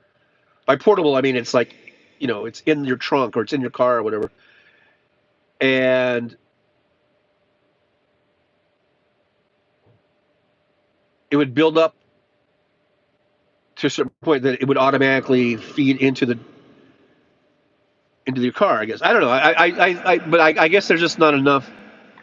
Maybe I think they've tried that kind of stuff, and I guess this like having a solar panel on your roof or like in your like this would be like it's not enough. I guess. Chris says, I wish I had a solar charger when I was homeless, but then again, there were libraries to charge devices. Ichabod Deer, gas, chips, gallium arsenal chips are what make night vision possible. The Soul Crep, I work on Redstone Arsenal for NASA, and I'd say 90% of the vehicles, people that work here drive EVs. Wow, that's pretty good percentage there.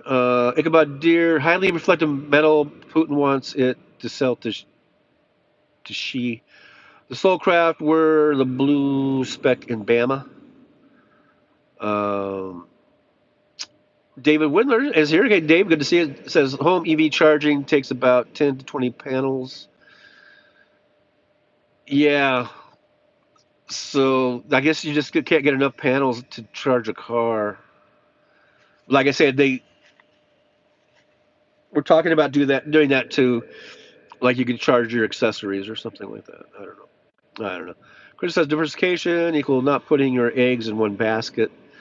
Um,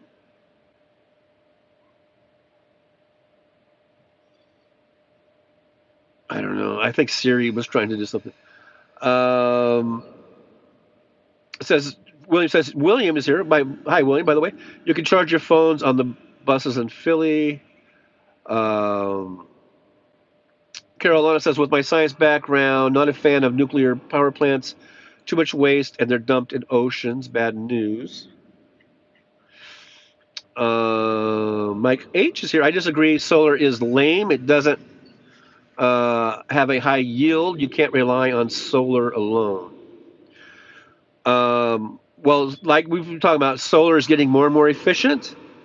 Um, the technology is improving, and also there are other great ways like wind turbines and the wave uh, technology from the oceans is a very good way.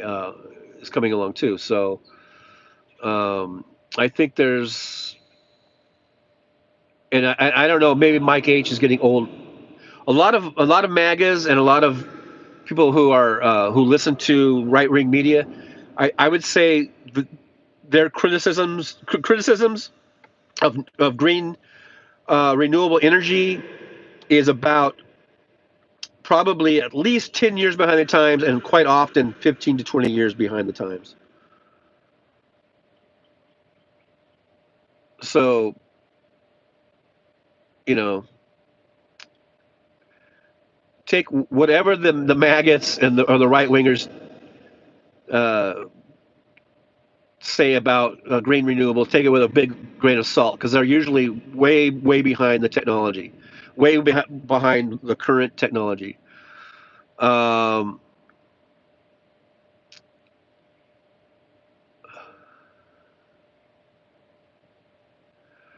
Ichabod Deer says 80% of the year I am off grid in Vermont thanks to solar. See there? 80% of the year. That's pretty good. The Soul Crab says workers here are worried about Outback under Trump and Elon. Plus, Elon isn't a big NASA fan. E- Elon Musk really is a piece of shit. I really don't like that guy. Josh says they've got the heat captured for gas furnaces where the exhaust is PVC, and let's get that efficiency with renewables. Freeway 28 to capture 1 ton of carbon costs $1,000. Must upscale only corps like Microsoft or Meta can do it. Ichabod Deer, Elon steals workers from NASA, SpaceX boss. She came from NASA. Tim Farrow, solar panels kill rabbits, desert rabbits. Well, that's why I'm in favor of a lot more like rooftop, um, rooftop programs, rooftop solar programs. Um, but I think there might be ways maybe that we could, because I know there's a lot of environmentalists who are in favor of, getting off of fossil fuels, but then they also don't like these big solar farms, I guess you call them, that they put out. And there's a lot out here in the desert, and it does interfere with tortoise migrations and a lot of the animals. It does affect them, their migration patterns, and them getting in there, and in these farms, and they get killed or whatever. But you know what? You know what also kills a lot of animals? Skyscrapers. I mean, if we want to get to it, sky, because Trump is out. I know Trump was saying how the wind turbines kill birds. But you know what kills more? I think more birds is skyscrapers. So should we do away with all the skyscrapers? Because birds fly into the windows, and because they think it's a clear thing or whatever. Um, so there are things that kill birds. Cars down the highway. Have you seen roadkill? Cars are killing animals. I mean, animals are getting killed no matter what we do. But maybe there's room for conversation to think, okay, what can we do if we're going to make a solar farm or we're going to make a windmill?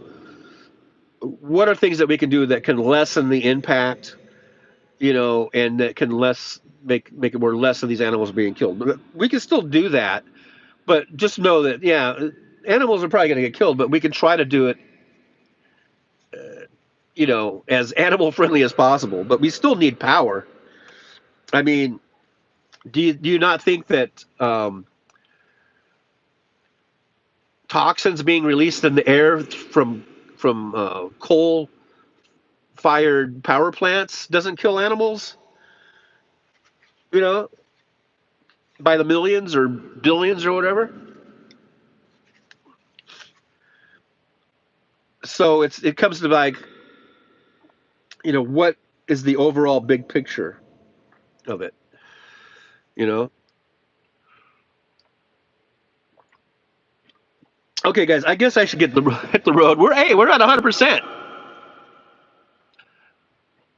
and it was $22.57. And that gives me a range of 254 miles. This is not the long range. This is model. This is the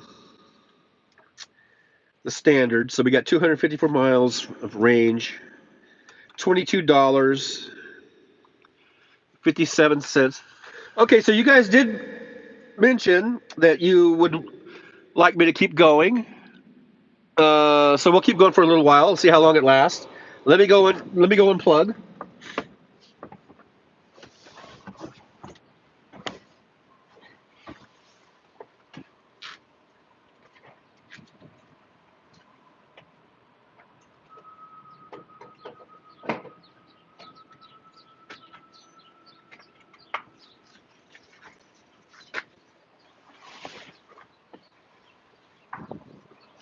All right.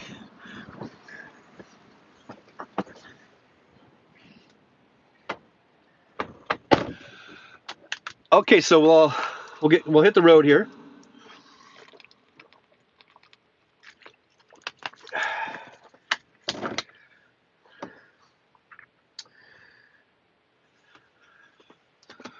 Let me plug this back in.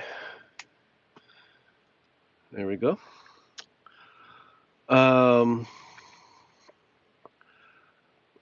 So anyhow, that was 40 minutes, and it had been 100%. I bet for a few minutes because I forgot to look. But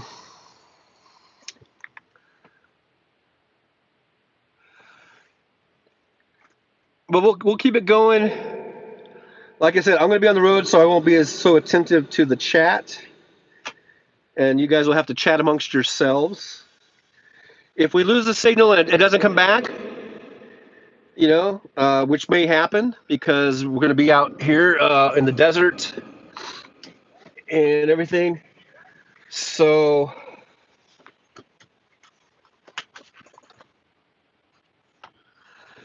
if the show ends, the show ends. And I'll see you guys on Saturday around 11 a.m. Pacific time for the House Parks After Show Hangout.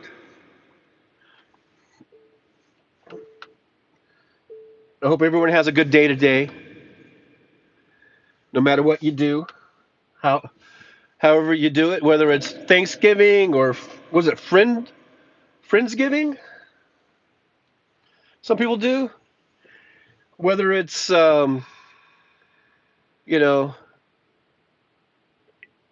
Indigenous People Day or whatever it is you do. I hope you have a good one. Hope you have a good day with family and friends, or even if it's just you, or maybe it's just a couple. Do your thing. Here, let's turn this around. Heading back on the road. Just charge up. Now look, there's a Kia, and I guess Kia is in the. Well, actually, over here they have a different set of chargers. That these are Electrify America, I think. So that's not Tesla. That's not NACS. That is a different deal. So there you can see different brands over there. They're taking video. So yeah. So besides Tesla, you have these other. I think that was Electrify America. So here we go, hitting the road. Gonna get back on the 15 south into Barstow. So this is saying we're getting up to Big Bear, and I should be there at 1:18 p.m. It's now 11:14, so that's a couple hours, about a couple hours drive. To there. Whether or not I'm going to do the whole thing, I probably won't. I don't know. At some point, we'll shut it off, but we can keep it going for a little bit as long as people want to hang out. And I know a lot of you folks are from the other side of the country, and this might be interesting, to see, This is California. This is a part of it. Now, California, the beautiful thing about California is its diversity of landscape, and of different geographical areas. They've got beautiful beaches, beautiful mountains. They've got the valley areas, the San Joaquin Valley, which is the breadbasket of America or whatever. And we have huge, vast deserts. And this is the Mojave Desert right here. And this is the desert that I grew up in, and I've lived in my entire life, save for maybe the first 3 years, where I was, born and raised in the San Fernando Valley. And then we moved to Apple Valley in 1963, I believe. Or was it 64? It might have been 64. And which at the time I think had a population of about 2,300 people. Now there's about, I think, 150,000 people, or maybe more, in Apple Valley.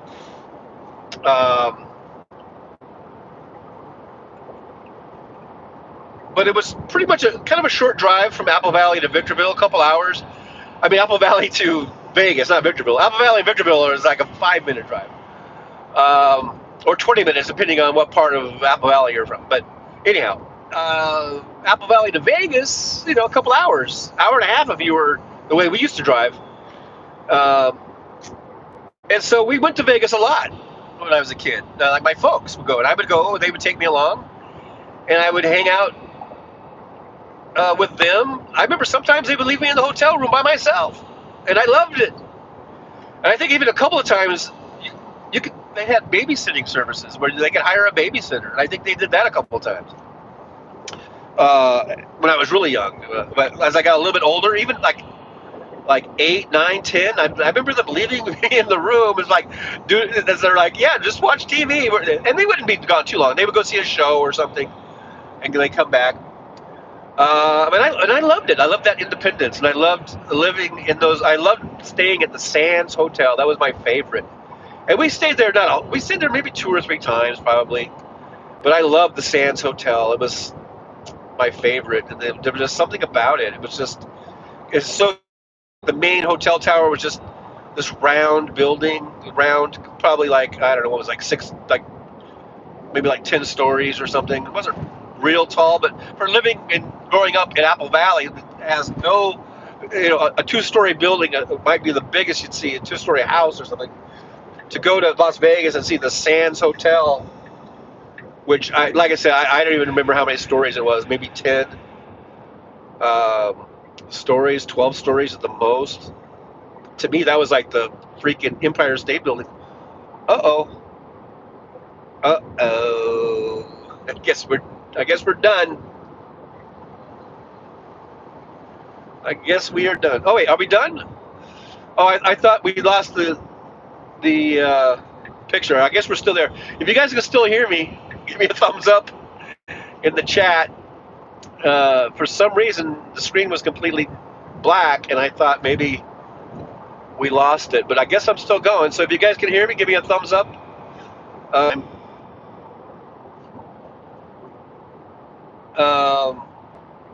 I guess you guys can hear me the whole time. Good thing I didn't say anything, like embarrassing or something. Like I thought like no one could hear me. If I said something like, "I know who killed JFK," or no. Oopsies. I was trying to extend the little tripod thing, and for some reason it wants to keep vibrating down, even though I'm holding it. But anyhow, whatever. I'm still here. I guess we'll keep going. I don't know. Should I keep going? It says I can hear you and see this road. Yeah, now we're back on. Now we got the picture back. But during that whole time, I wasn't sure if you guys could hear me because it wasn't indicating that there was a picture going through. But anyhow, here we are. Interstate 15 southbound, even though we are heading in a more westerly direction right now, just about due west. But this is the southbound lane because it basically, Interstate 15 is basically a north-south interstate, but it does curve and bend. Right now we're headed, I think, just about due west. Go west, young man. But I'm old, so I guess I could go wherever I want. So in 47 miles, we're going to take Barstow Road and the Barstow Road exit in Barstow, and then we're going to head south, and that will put us right on Highway 247, and then we're going to take that about 30 miles or so into Lucerne Valley, or is it just Lucerne or Lucerne Valley? I should know. I even lived there for a while when I was a little kid. I guess it's just Lucerne, but maybe the valley is Lucerne Valley. I don't know. And then from there, just a short little jaunt up Highway 18 up into Big Bear. Like 20 miles or so, I guess. That's the plan, however. So I guess we could keep it going. Let me know if I should keep it going. I mean, I guess it doesn't hurt to keep it going. If you guys need to go and do other things, then by all means, go do your thing. You can always keep me playing in the background. You can, if you want. I don't know. I'll try to keep things going here on my end. You guys keep things going on your end.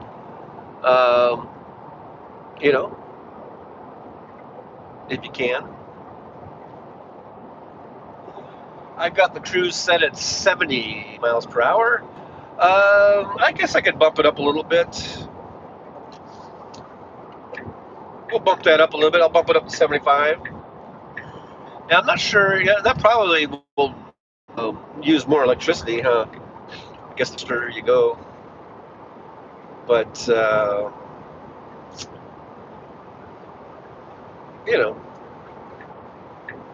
it is what it is. It is what it is. So here we are, Interstate 15. What was I before we got what I thought looked like we were off the air? I guess I was talking about California. Yeah, this Mojave Desert. I've lived here my whole life. Oh yeah, we used to drive to Vegas. I've been coming to Vegas since I was a kid. Love the Sands Hotel, all that good stuff. Jupiter Judy says, great stream so far. So far, so good. But, and boy, it sure has changed over the years. I mean, it really, the Vegas of the 60s and 70s is not the Vegas of today. But I think it's cool. I mean, I like the Vegas of today. It's just different. It's humongous now. Back in the day, it was small, and it was it was big. It was famous. I mean, it was already world famous. I guess we're still going. This thing does things where it looks like it's shutting off, but it's still going. It was already a world known, a world destination. People were coming here from all over the world, even in the 60s and stuff, but it was just a much smaller place. And for the time, those casinos were big. For that time, but then they really, became these sort of mega resorts, mega, with the first one being the Mirage, which is now being closed down and is going to be turned into a Hard Rock hotel casino. But that was kind of the start. Well, yeah, I guess so. Even though Caesar's Palace was around, Caesar's wasn't the mega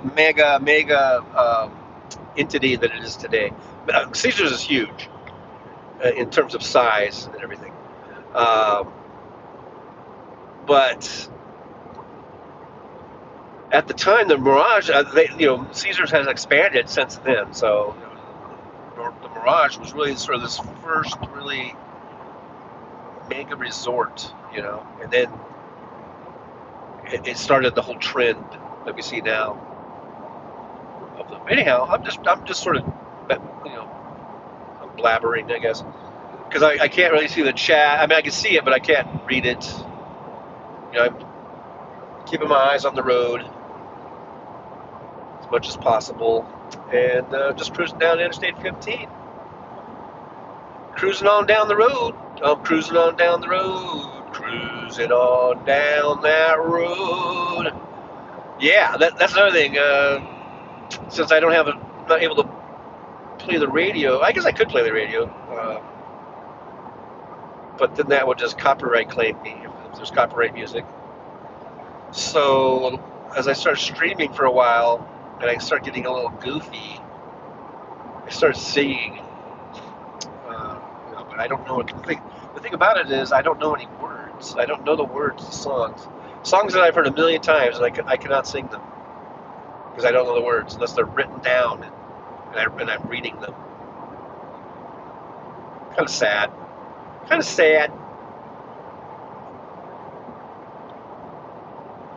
There were two rock and roll songs that I actually committed to memory, and I could sing those songs for many, many, many years. But even now, I can't remember them. And the two songs were "Stairway to Heaven," and by, of course, Led Zeppelin, and "Thunder Road" by Bruce Springsteen.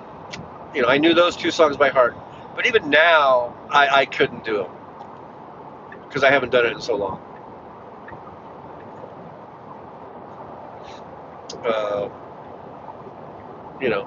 Just in case you were interested. But hey, we're still rolling. We're rolling along the road here, Interstate 15, southbound, California, Mojave Desert. We're somewhere between Baker and Barstow right now. In fact, we're 38 miles from Barstow Road turnoff, which will be a little bit inside the city limit there, I guess. That would probably be about 35 miles, I guess, from here. So anyhow, yeah, I guess there was one thing I was saying. I think I thought the went down. I was just saying, maybe I made the point, I guess. But I know there's a lot of folks that are from the East Coast and from the Midwest.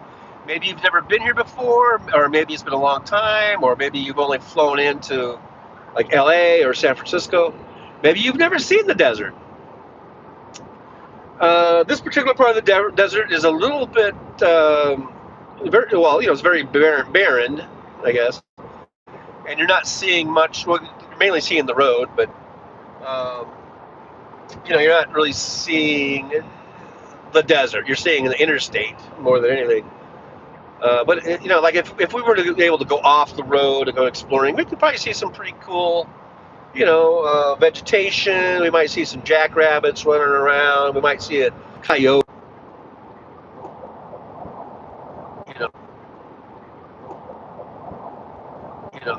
Ping like on the phone. As far as I know, you guys are. If you guys can hear me, maybe I can get another thumbs up, just so I know that I'm not, if I'm being heard or not. Because it looks like we're live. It looks like we got the videos going through pretty good, right? So I guess we're going good. I got a A-OK sign from Jupiter Judy. Thank you, Jupiter Judy. For doing that. And I believe Jupiter Judy follows me on Blue Sky, if I'm not mistaken. So all the people that have followed me over there, we got some thumbs ups coming in. Thank you guys. I guess I'm coming through loud and clear. How's the road noise? Are you guys hearing the road noise?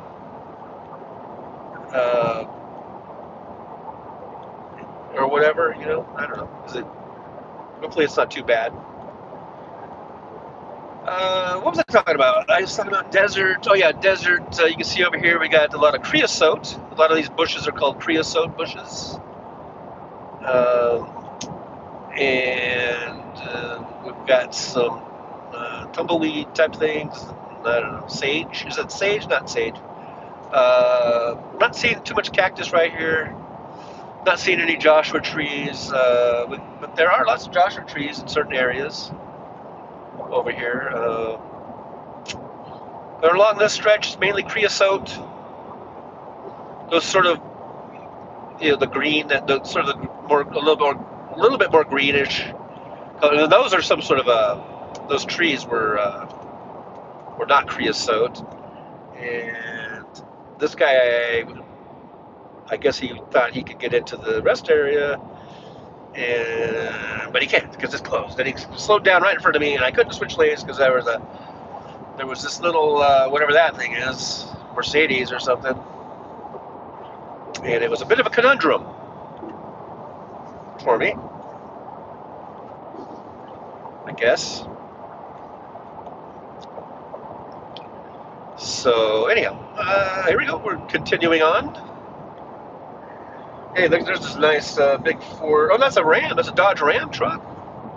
See, I like trucks. I like the big gas-powered trucks and the big gas-powered vehicles. I just think that we need to switch over, though. I think we need to get off of them. Doesn't mean I don't like them. I love muscle cars. I love all that shit. But let's see. I wonder if I should go over. No, this Tesla's not going to wait for me, and the Toyota Prius is not going to wait for me, and this other fucking car isn't going to wait for me. I guess I'm just going to have to punch it. That's a Lexus. I'm going to have to just punch it and get over. Because the predictive cruise was slowing me down so much that I could not do the lane change unless I punched it. So I punched it. There's a big rig, 18-wheeler. I might be back into one of those if Uber does not hurry up and get its shit together and get my license,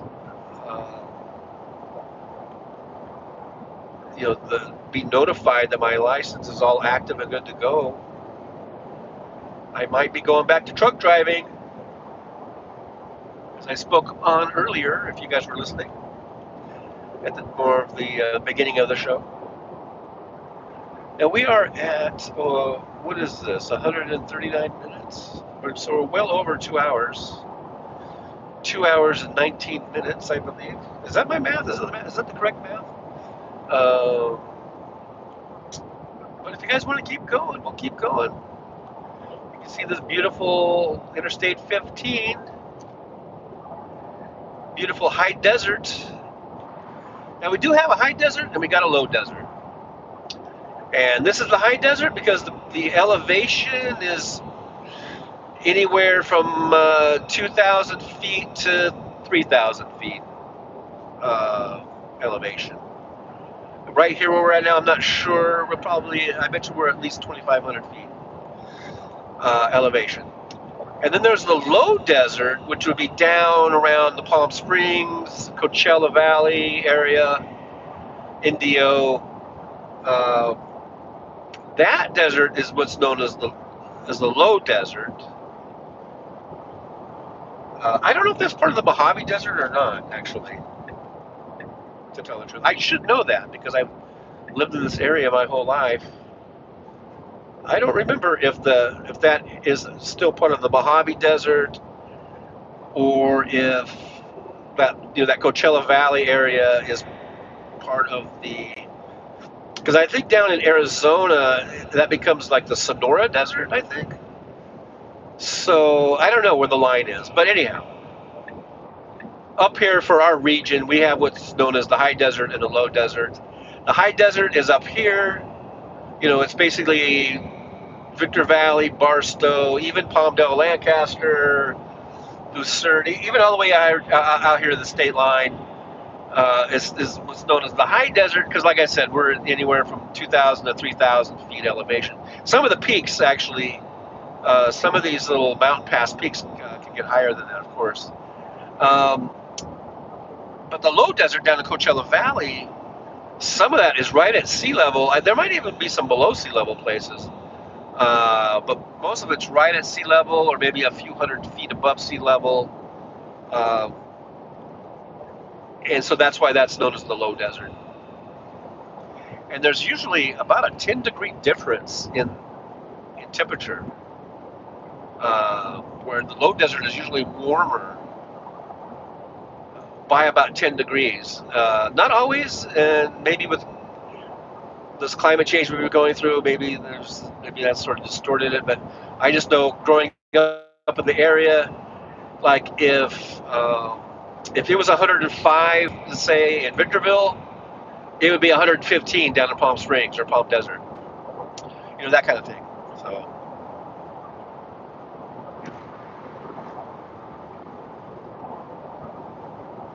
So they're warmer in the summer, and they're also warmer in the winter. Like we would be 10 degrees cooler in the winter than they would be.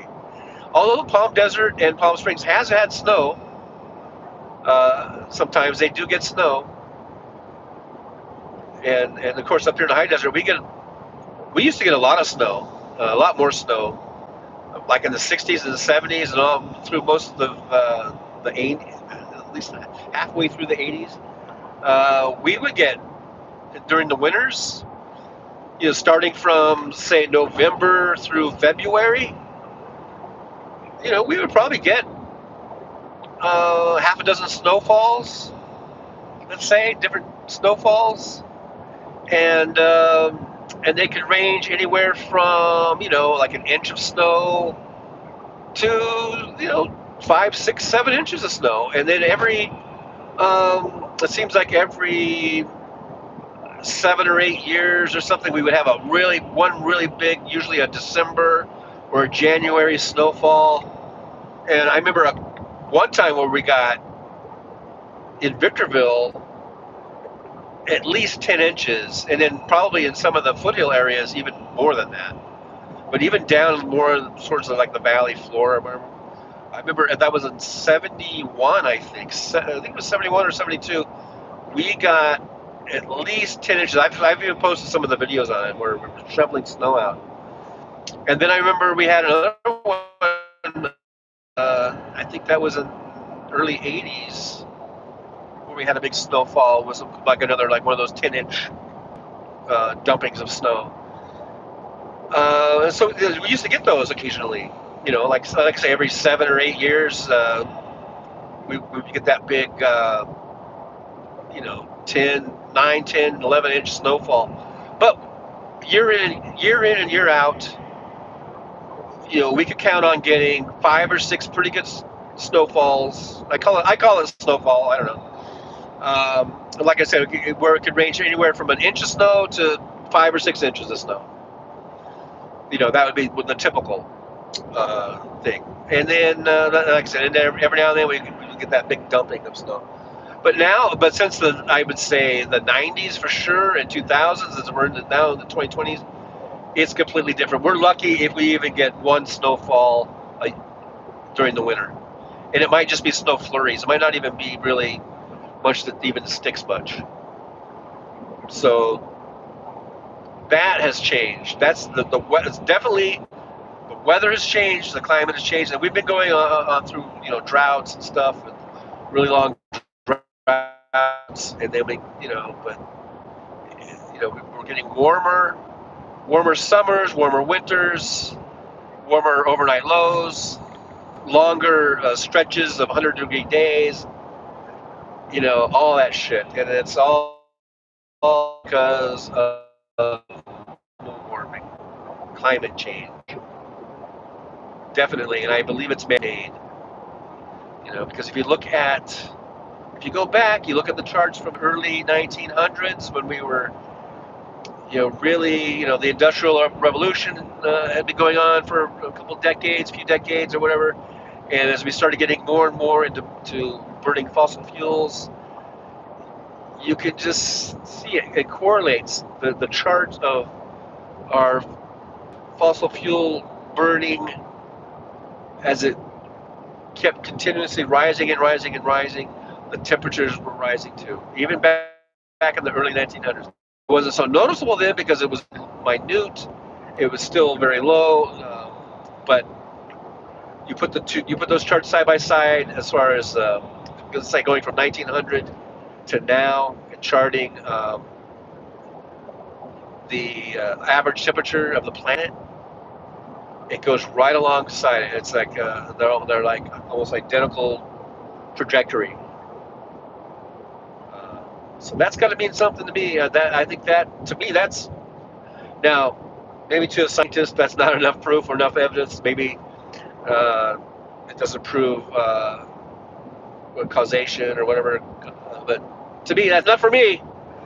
I'm not a scientist, so I see that and it just makes sense. So anyhow, and even if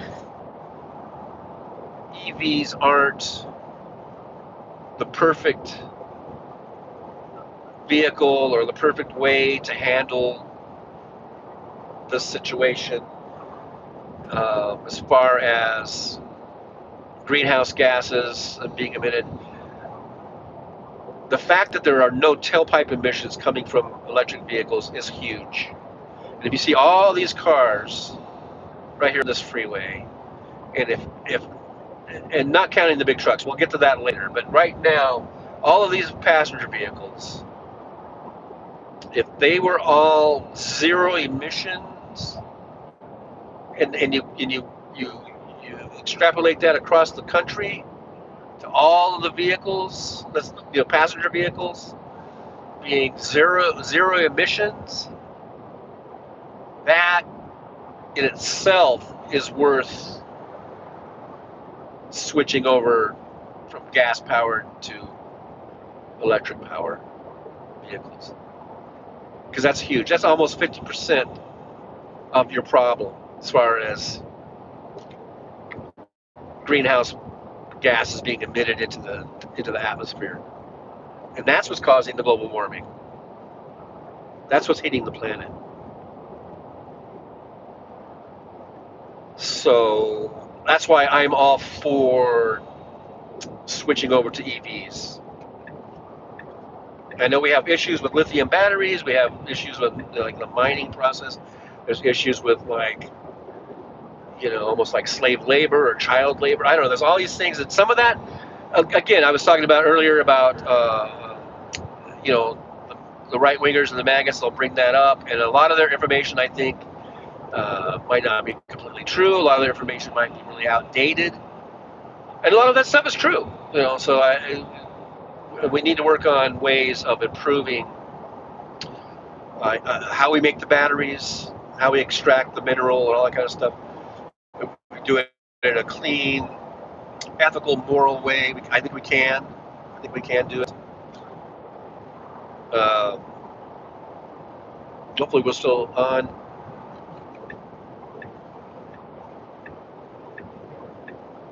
I guess we're still on. Yeah, we're cruising on the road here. Just cruising through the desert. Good old Mojave Desert. 18 miles from the Barstow Road turnoff.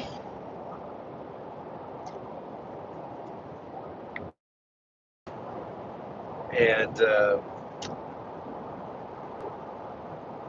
we might just, if I can keep the signal all the way to Big Bear, I will going just for the hell of it.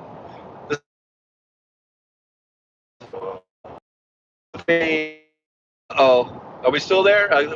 Kind of buffered for a second. I think we're back. I think we're back. Yeah, anyhow, get yourself a plate and watch me on the road here in the Mojave Desert.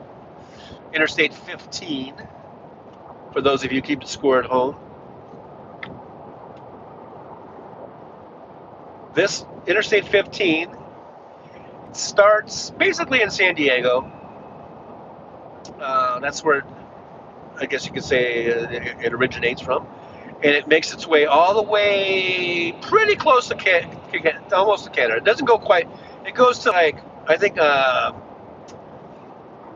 not too much further than Interstate 90. I think maybe 30 miles north of Interstate 90, and then I think it ends there. It doesn't go all the way to the border like Interstate 5 does. Interstate 5 in California starts in San Diego. That starts right, I think, pretty much right at the U.S.-Mexico border, and it runs all the way 800 miles through California, beautiful California, 800 miles long, into Oregon, which is probably about 300 miles, from south to north, or a little over 300, and then into Washington State, another about a little over 300-mile from that southern state line to the U.S.-Canada border, and it goes I'm pretty sure it goes all the way to the that like kind of like port of entry point or whatever they call it to Canada. So that is border to border, Interstate 5. But the 15 is a little different. It starts, like I say, it kind of starts somewhere in the middle of San Diego. It's not really officially at the border, I don't think. And then, it goes all the way up through, I guess it's Montana, right? Interstate 90. Yeah, I guess that would be. I believe the 15 and the 90 do have like an intersection, where they cross. And the 15, and I don't know if I know I've taken the 15 up into Montana and probably up to the I-90. I don't think I've continued north of I-90 on the 15. I don't believe it. I don't remember. And I'm pretty sure that the 15 maybe goes another 30 miles north of I-90 and then it ends. And then there might be a highway or something, like a state highway or maybe even a U.S. highway. I don't know, but it maybe continues on. But as far as Interstate 15 is concerned, it doesn't go all the way to the border. But it gets you close. It'll get you close to Canada. You can smell Canada. You can smell the air, I'm pretty sure, from there. And it's a nice smell. It's a nice fragrant smell, I believe.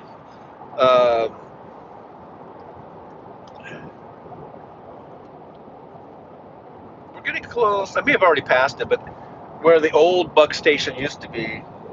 If you guys were here when I first started the live stream, we went through the new bug station, and that's what truckers call the agricultural stations, where they check and see if you're bringing in, if you're sneaking in any bananas or apples or something from state to state,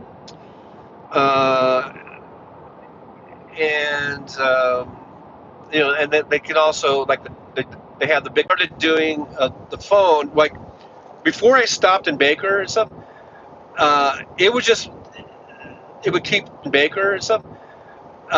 It would keep going, but now it's doing the thing where it goes to like the lock screen after a few minutes, and I have to keep pressing tapping the screen to make it go back on again. So when it does that, I don't know if it is momentarily killing the stream or not, but I'm finding it to be extremely frustrating, especially since it wasn't doing it before, and now it's doing it, and I don't know why it changed. I don't know why it wasn't going to I guess you call it the lock screen or whatever, and now it is. It's like the phone has a mind of its own. Like, why would it change the way it was doing it just from the same day? Just from, Anywho. What was I talking about? I was talking about Canada. Yeah, Canada. Nice Canada. I was talking about Interstate 15. Yeah, it goes all the way up to Montana, north of I-90, and then it kind of peters out. Or it might just stop at I-90. I don't remember how. It might not go past. It might just stop at I-90. But I thought it went a little bit, maybe a few miles. I don't know.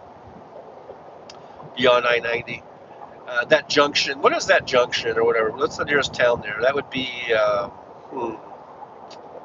bet it starts with a B. Because if you notice in Montana, there's like Billings, and seems like every major town starts with a B. In Montana for some reason. Now I can't remember. I can't remember any of them except for Billings. But I know there's like 5 or 6 major towns of Montana, and believe me, that's probably all they had as far as major towns. They don't have many more than 6 or 7. That's not a rip against Montana. It's just a small population state. Um, but now I can't remember, and I know just traveling through there so many times that, like I said, almost all of the major towns start with B. And right now, the only one I can think of is Billings. That's like an old brain type of thing, I think. So now this is Yermo. I guess we're in Yermo. Over here, they got Peggy Sue's Diner. It's a pretty cool diner. Over to the left, if you go out to this road out here, to the north, you go out to Calico Ghost Town. And I haven't been out there in decades, but I remember going there, like as a kid and as a teenager. It was pretty cool. It was like, if you've ever been to Knott's Berry Farm, in fact, if you've been to Knott's Berry Farm, the one in California, they have like their old Western town. It was patterned after Calico Ghost Town, I believe. So yeah, the Calico Ghost Town, before it was a ghost town, it was one of those mining cities. In fact, they still have active mines. I think silver mines. Here in California, we have a lot of silver mining, and I believe Calico. It might have been gold. I don't know, but it was a one of those big, sort of boom town rush, like gold, the old gold rush days, and maybe this was a silver rush day. I don't know, but it was a pretty big, thriving, town back in the like 1800s, 1880s or whatever, back in the cowboy days, and the gunslinger days and all that shit. And so it was a big town, but then the mines kind of died out, and then the cities would die, and they become ghost towns. So it's an actual real little town that actually existed, and it was kind of cool. They kind of preserved a lot of the buildings. They used to do these gunfights, in the street, and it was really cool. And as a kid, you like that kind of shit. It's kind of fun. And I think they still do that, but like I said, I don't think I've been there in like 30 years or something. So, but I'm pretty sure they still. I mean, I know it's still there, but as far as them doing like the gun shows, I don't know. A lot of that stuff becomes sort of like, what is it? Not politically correct or whatever. It's like promoting violence or something. But back in my day, we were like, yeah, bring it on, man. I want to see a gunfight. Yeah, good old days. The good old days. So here we're getting some traffic. We're almost into Barstow. We are 5.3 miles from our turnoff at the Barstow Road exit. And we're going to head south from there. That will become Highway 247. It might actually be Highway 247 right from the get-go, but it will be known as Barstow Road for, I think, a few miles, and then it's like Highway 247, and it'll go into Lucerne, and then we will connect Highway 18, which will take us right up into Big Bear, California. Big Bear Lake. There's two cities there. There's Big Bear Lake and there's Big Bear City. And we'll be going into both, I guess. I'm going to pick up my ex, my baby mama, at her place, and then we're going to drive over to my daughter's boyfriend's mom's house for Thanksgiving. And I really have no idea how big of a crowd it's going to be. I don't know if all the, because she has, this woman, she's got like, what has she got? 4 or 5 big strapping dudes. Well, they're, I mean, a couple pretty skinny, but yeah, whatever. How many brothers are there? I think there's like 5. And 2 of the brothers only have, well, like the one is my daughter's boyfriend, but they have no kids. Then there's another one who I think since last Christmas, the girlfriend that when it goes on the lock screen, I don't know if you guys are still hearing me. I don't know if you guys are still seeing the video. I think it is. I think it's still going because it looks like it's going. And, there goes a CHP officer. We're 1.6 miles from our turnoff. Hello, Mr. CHP officer.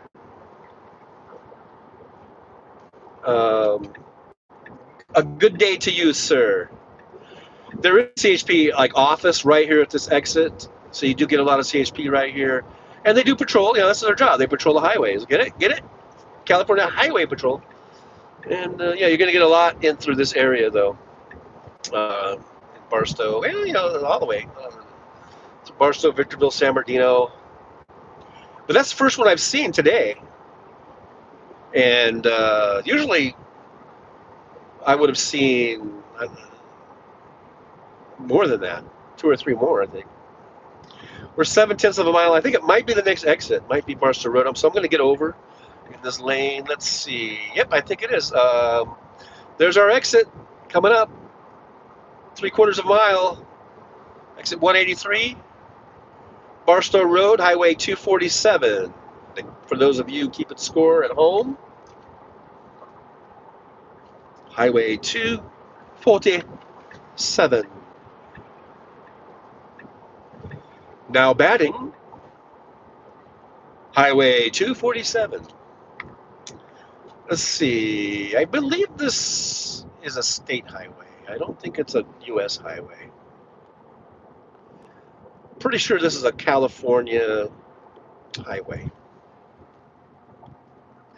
There are all kinds of different designations and highway systems. We got the U.S. highway system. We've got the U.S. interstate highway system, which is what we were just on, one of them. And then there's state highways that are just state run and state created, state maintained. Almost all the highways are maintained by the states, even if it's like a federal system, like the interstate highway system. That's a federal system, and the states get, I believe, federal money to maintain them, and then the states usually have their own highway departments. Like here in California, they've got Caltrans, which is basically their highway department. A lot of places just call them like a DOT, like ADOT would be Arizona Department of Transportation. I think Nevada might be NEVDOT. I don't know. I forget. But so each state has their own like maintenance and their transportation departments that maintain the highways, the interstate highway system. But since it's interstate highway system, it's federal. They get a lot of federal money to do that. But the U.S. highways, I believe, would be under federal funding and would be maintained by the state. So now we're off the freeway. We're off Interstate 15. Here's the overpass, and we're now headed southbound on Highway 247. I believe this is California Highway, which would be just it just goes in California. It doesn't cross like a U.S. highway, like U.S. Highway 58 or whatever. There's lots of U.S. highways. Those are like the precursor of the interstate highway system. They cross state lines, but a state highway like this is just a California, because you can see on the banner there it says South California 247. So that is it's only going to be in California. 247 is not going to go into Arizona or Nevada. Notice I said Nevada. By the way, and it's only going to be in California. And I believe it's maintained and funded by California tax dollars. I'm not sure if any of the federal money goes into it, or unless it goes into this one big highway fund. I don't know. Maybe it does. Anyhow, I'm sure this is all very, very interesting. All this highway talk with Trucker John. Thank you very much. Who might become a trucker again if Uber doesn't get its shit together and get my thing fixed, my status fixed or whatever, updated. Anyhow, what was I going to say? I was going to say, oh yeah, speaking of Uber, so yeah, I'm going through all this. Oh shit! God darn it! There he goes. I don't know why it's shutting off. It's not supposed to shut off. Anyhow, where was I at? Oh yeah. So as I was talking earlier, I was going through this saga with Uber, and where they saw that my Class A was deactivated, so they shut me off of the app. At least for doing rides, I can still do deliveries. I can't do rides, and I'm trying to get it cleared up. It's been cleared up. So now it shows that my Class A is active, but it's taking Uber. I don't know how long it's going to take them to revisit that and update it so that I can get back to doing rides. Um, and so that was what made me start looking around for maybe truck driving, get back into truck driving. And also, what was funny though is I just got an email this morning. It's sort of like probably this auto-generated emails, that you get. And this one was from Uber, and it's like congratulating me for this a milestone. I guess I call it a milestone or whatever. Maybe it was a milestone, but for this achievement. And it's like, congratulations, you're in the top 25% of Uber drivers in your area of, top 25%. I guess it kind of explains 25% of what, like, I guess of rating and, or whatever. I don't know how they rate it. But yeah, I'm in the top 25%, but I can't drive because uh, they saw that my Class A had been down, or it didn't say downgraded. I will, it is confusing. On the MVR, it says inactive, but what that did, it just downgraded it to a C, which still makes me, still, I'm still a legal driver. I'm still have the legal ability to drive legally. I'm gonna say legally one more time. Say legally one more time, motherfucker. Uh, but anyhow, so I went to the DMV and I went ahead and reactivated my Class A, and then now on the MVR it says that it's active. But they go through a third-party system or whatever that does all those background checks and your MVR, your motor vehicle report, and all that stuff. And so try to get a hold. I guess that's the holdup. Because I talked with Uber customer service.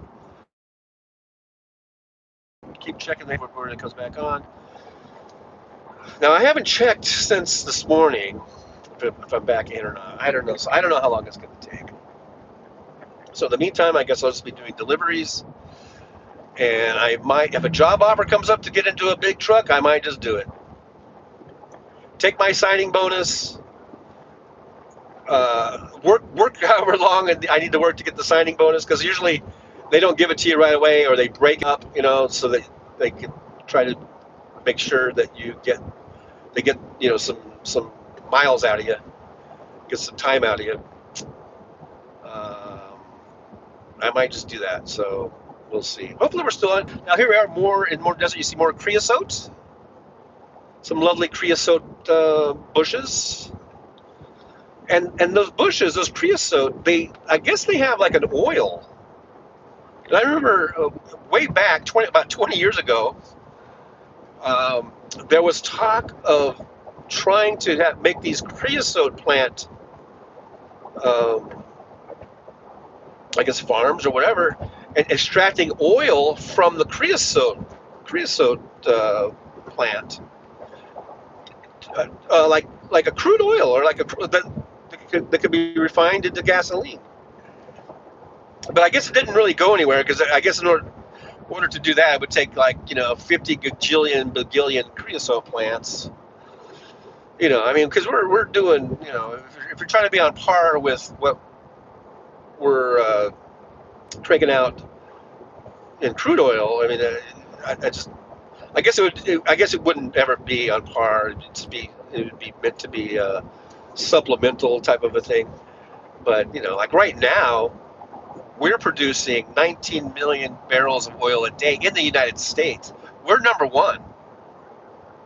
We're the number one oil producing country in the world, and we have been for a while. And people are saying, like like Trump was like drill, drill, baby, drill. All this shit. We're drilling, baby. We're drilling. We're the number one, and it's not even close. Now maybe Saudi Arabia could do as much or more, but they're always manipulating the supply. They're playing. They've been playing that game for 40 years. Ever since OPEC or longer, right? I guess 50 years, 45 years, whatever it is. Probably 50 years of OPEC, and where they manipulate the supply, the demand, and the production by manipulating the production. So, like, we're doing 19 million barrels a day here in the U.S. Um, and whether we could do more, who knows? I don't know. But that seems like a lot, and it's number one in the world by far. Whether Saudi Arabia could do more if they wanted to, because right now, what was the chart that I saw for Saudi Arabia? I don't think they were second. They were like maybe third or fourth on the list, and where they were doing, I think, like 10 million barrels a day or something. I forget what number 2 and 3 were. Probably like Venezuela, maybe Iraq or something. I don't know. I don't know. But we are the number one oil producing country in the world. So please, MAGA, stop with the drill baby drill bullshit. We do drill, baby, drill. Anywho, I can't see the chat, by the way. Please do not be offended. I'm driving, and now it's even harder to see with the sunlight and everything else. So I do know people. I can see people are chatting. Thank you very much for chatting. I have really no idea how many people are in there. It looks like 25, maybe. I don't know. And we got some thumbs ups. Make sure you share the show. Who else does this on Thanksgiving Day? Driving through the Mojave Desert on a 2-lane highway. Who does this shit? You don't see that. Hal Sparks doesn't it. Although Hal has done as a couple from the road, but never for like 2 or 3 hours. And Hal wouldn't give you all the. Well, you know what? If it's one person that could probably give you information on almost any topic, it would be Hal Sparks. As far as like talking about highways. Now look, here's an old roadside cafe. Look at that. Look at that there. Roadside diner. So we're about 24 miles from Highway 18, which will be right in Lucerne. Looks like we've got about. Oops, I'm trying to see the miles. I don't know. Is it? I think there's only 47 miles to go to my destination. To my dusty nation. So I don't know if we're going to make it. If we do, that'd be great.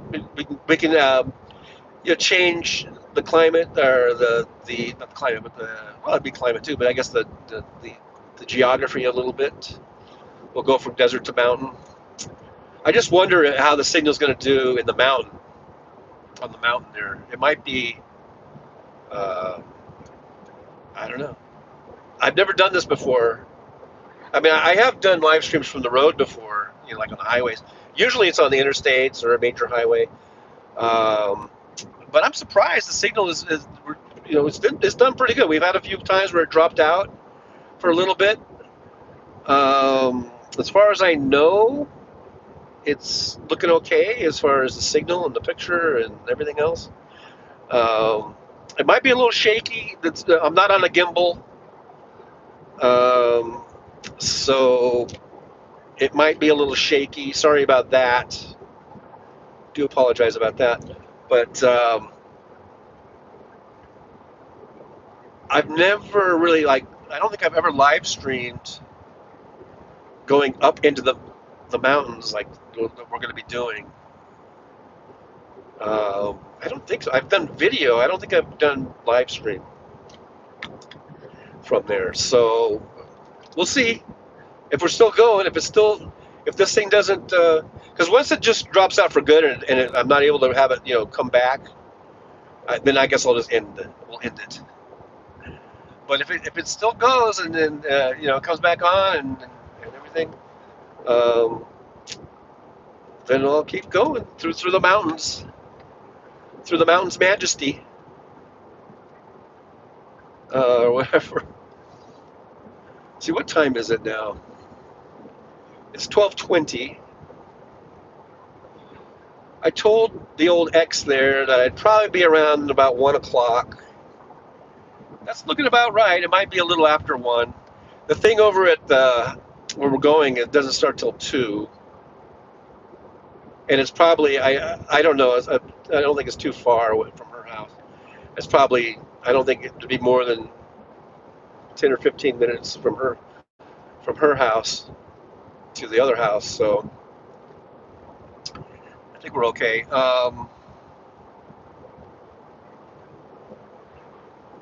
So I think I'm doing it on time. I charged longer than I was thinking. I was thinking originally that I would just charge for like 20 minutes, but then I started talking with you guys, and I kind of lost track of time, and it was like 40 minutes. But we got a full charge out of it. But if I had done 20 or 30 minutes, that would have still been plenty to get us the whole way. So even with going an extra 20 minutes at the charger, I think we're still okay on time.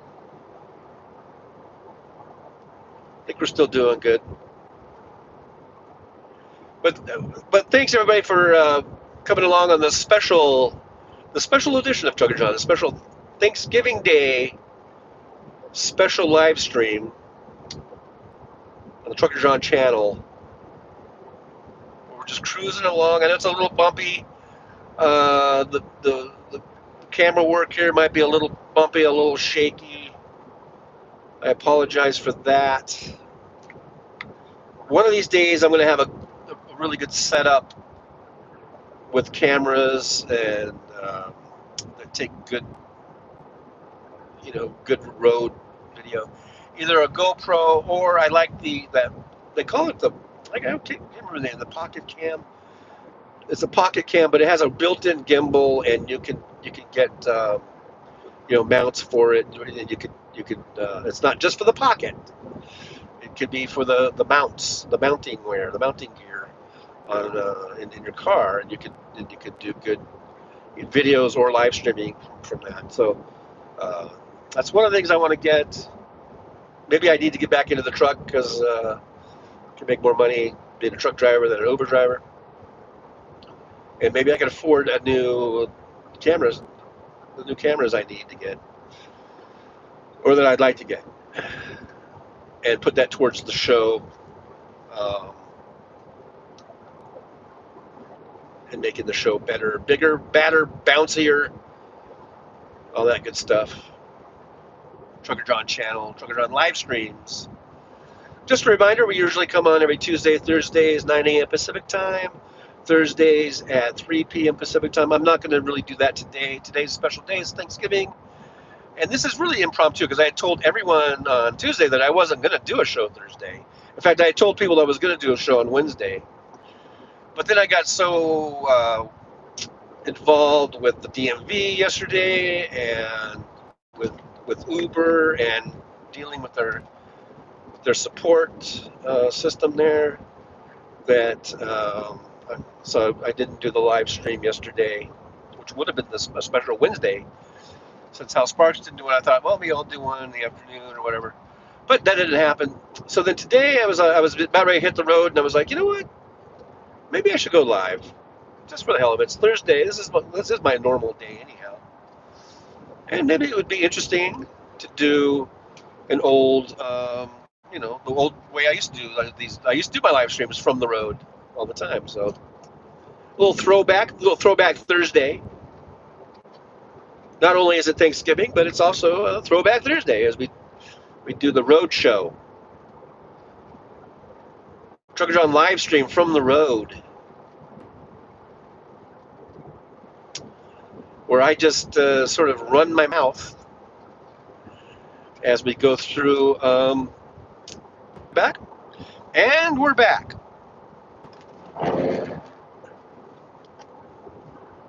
All right.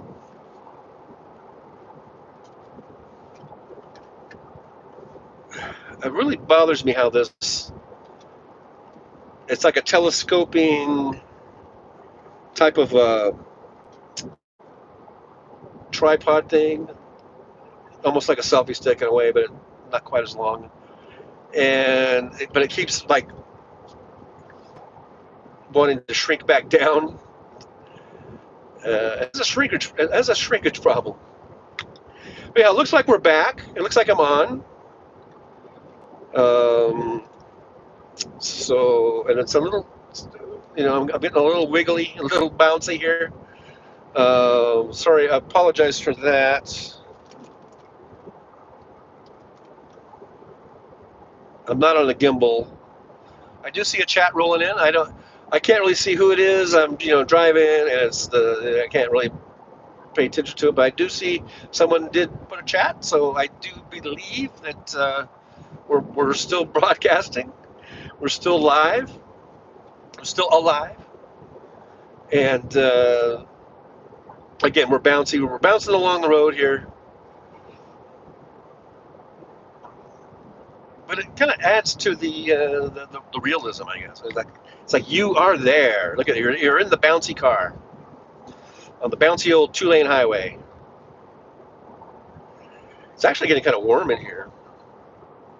I think we're up to, I don't know, 50 something degrees outside, 58 degrees or something like that. I feel like I need to reach down and knock the temperature down a degree or two. I'm wearing the flannel today. That's my Thanksgiving shirt.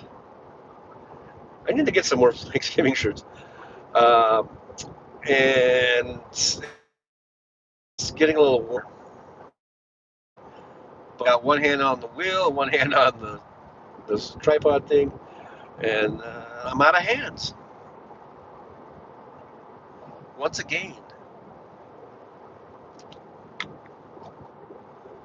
And I don't have the auto steer. I don't have full self driving. That's out of the question. And I don't have auto steer, which if I did, which I thought they were calling it autopilot. Whatever it is, it doesn't have that.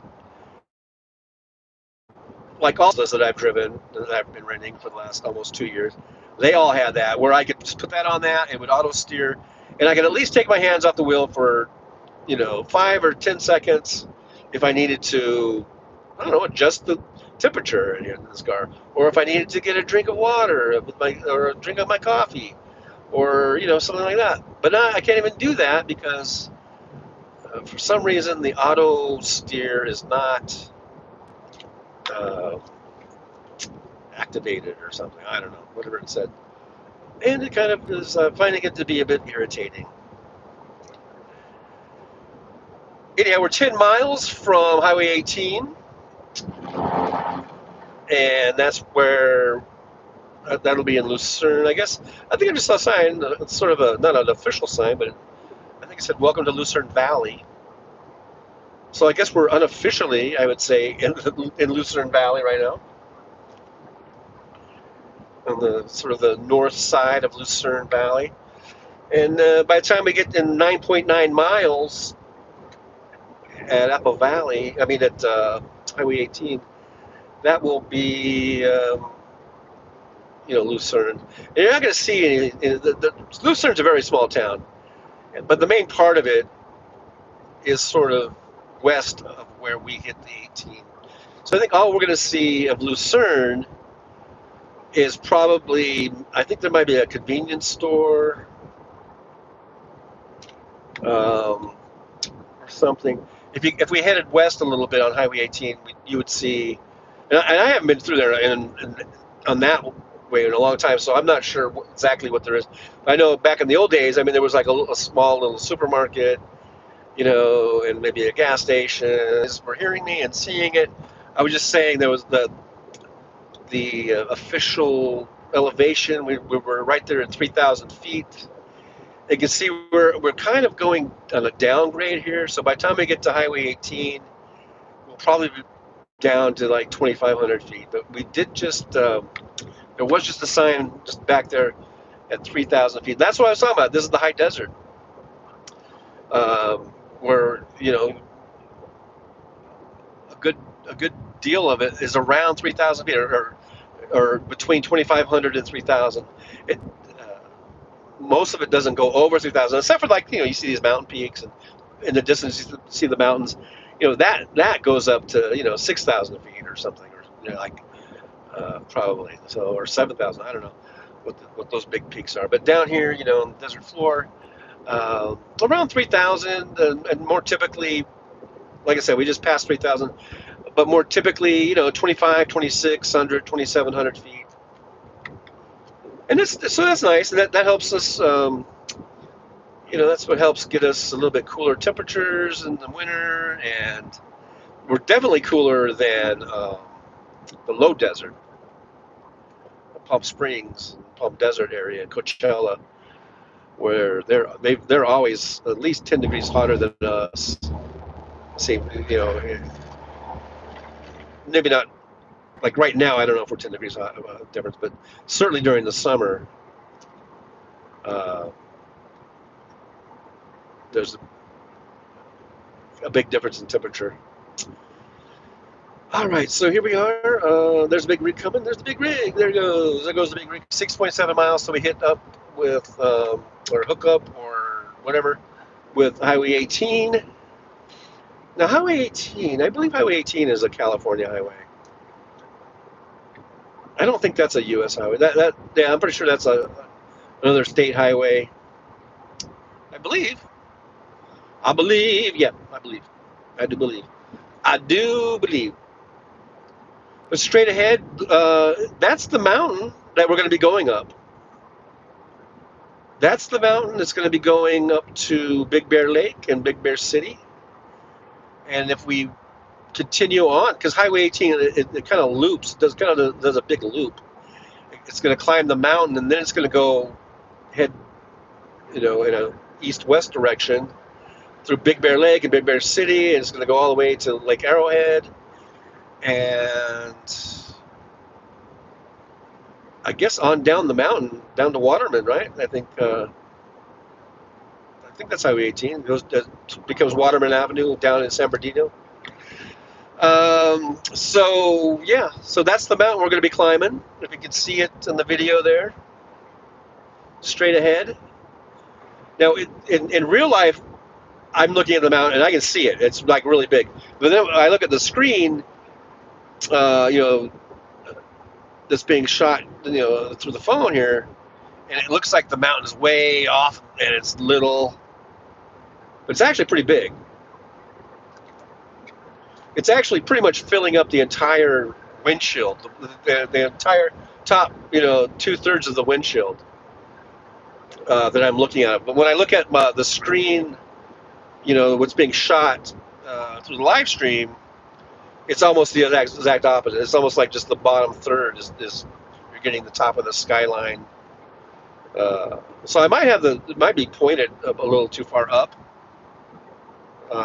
But I'm just going to leave it. I'm not going to mess with it, I guess. Hopefully everything's coming through. Hopefully you guys can hear me okay. Hopefully you guys can see. Hopefully, I don't even know. Like I say, it looks fine to me. Hopefully you guys aren't experiencing, you know, too much like blurry picture or whatever.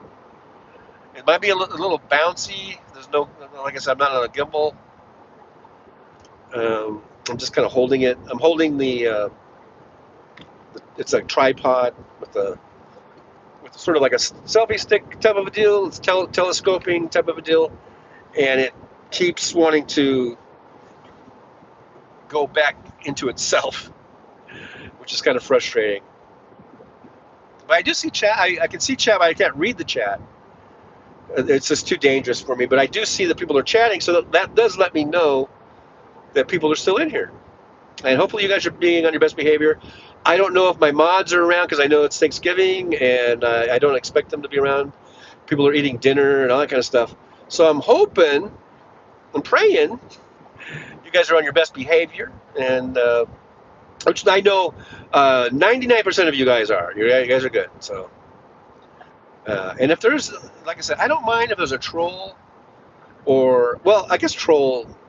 I guess what I don't mind is if you have like an opposing opinion or opposing viewpoint, and you want to express that. I don't mind that, but if you come in with I don't know, name calling and or which is straight up you know disinformation, then that's not going to be tolerated. But unfortunately, since I'm driving, I can't really police it and do it. And like I said, my mods, it's Thanksgiving. I don't expect them to be here, so I'm just hoping we're on a good honor system or whatever, and we're on our best behavior. And so, if any of you, if there are any trolls, most of our trolls are pretty good. And like I say, I'm not even sure if trolls is the right word because I think trolls is when you're really trying to trigger people, and you're just saying the most outlandish bullshit because you're trying to get a response. But I think that's different than just a person who has maybe an opposing viewpoint to say the majority of the people in the chat or to me. Like, okay, I'll be honest with you. I'm a liberal Democrat. All right, I voted for Joe Biden in 2020. I voted for Kamala Harris in 2024. I've voted Democrats my whole life. Not once have I voted for a Republican for the Senate or the presidency. Or the Congress or the presidency or anywhere down ticket. I vote for Democrats all my life. Okay, so that's full disclosure. Just so you know, just in case you didn't know, because we haven't really been talking politics or anything like that. But I do talk a lot of politics, usually on the shows when we're doing it from the driver's lounge. We touched on a lot of politics during the election, during the campaign season, and we're going to continue to do that. But we don't have to always talk about politics. We can talk about, and this show, and if you've been, this is a old school. I think that was an elementary school. I went to Lucerne Valley Elementary. I don't think it was that one though. I went there like in kindergarten one time or something, way back. What was I talking about? Oh yeah, so yeah, we're gonna talk about politics, but we don't have to always. And if you've been around the show and animals and pets, and I mean, so here's a corner here. Look, you got some businesses. Here's the hay and feed over here. This is this intersection over here. I'm gonna go. It's my turn to go. Kind of busy intersection, 247, Highway 18. If I had turned right, that would go into Victorville and Apple Valley and all that. But we're continuing on southbound, and I believe we are now on Highway 18, or no, or maybe we're still 247. It might be sort of piggybacking. Here's the supermarket for Lucerne over here. Very small community, desert community. Yeah, so if we go left, we go to Big Bear Lake. If we go straight, now let's see, I got it. This is a intersection. They have a stop sign. Okay. If I were to go straight, it says no outlet. That goes up to Pfizer Chemicals plant up there, where they make like pharmaceuticals and shit, or they at least mine, I guess, stuff that goes into pharmaceuticals. So that's all up there. Now we're going to go up a little bit further into the mountain here, a few miles, and that's going to be what's now known and has been known, I think, since 1980 or thereabouts. 80 or yeah, I think around 80 or early 80s. It's been the Mitsubishi cement plant. Now, prior to that, it was Kaiser Cement. And the reason I kind of know about it is that's where my dad worked. That's why we moved. My dad was a mailman in the San Fernando Valley in the early 60s. I mean, just as a young guy, just married. Had me. So my dad was just early 20s, and he heard about this cement plant was hiring. So him and his buddy from San Fernando Valley, they got in the car, I guess around 1963 or 64. They came out here, they filled out an application because they heard they're hiring, they're good union jobs, good paying union jobs, even though my dad was in the post office and he was in the union there as a carrier, postal carrier.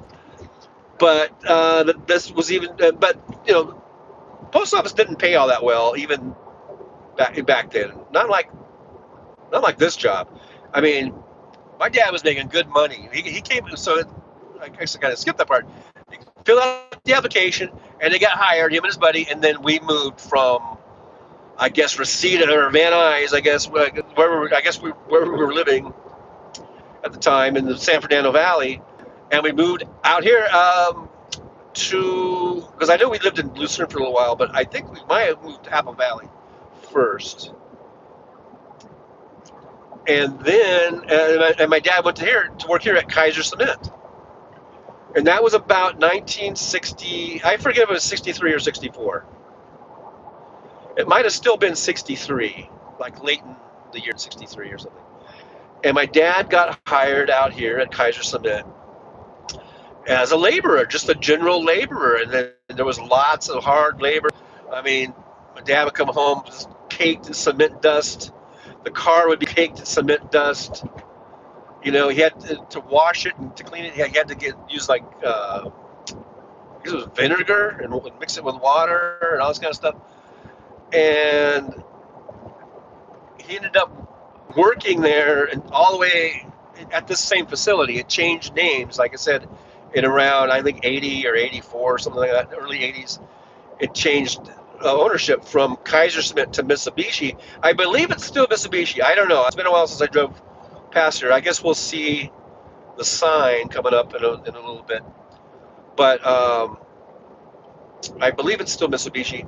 But he worked at that same facility from about 1963 all the way until, gosh, 2010. My dad died in 2012. And he retired around, it might have been 2009 or so. He wasn't retired too long when he fucking got cancer and died. So he wasn't able to enjoy retirement all that much. But so how many years is that? From 63, I think it's over 50 years. 2013, no, so, wait, am I doing my math right? 63, because 60 to 2000 would be 40. Right, so that would be 40 years. And then I think he might have just done right around 50 because in 2010, I think that might have been when he retired. So oh yeah, he got close to. I think he might have got his 50. I think he got 50 years in, half a century of working at this place up here at Kaiser. Well, it was Kaiser and then Mitsubishi. And it was Mitsubishi all the way. Like I say, I don't know if it's changed since then, but all the way to his retirement, it was Mitsubishi. And he went from being, you know, like a laborer, hard worker. I mean, he was always a hard worker, no matter what.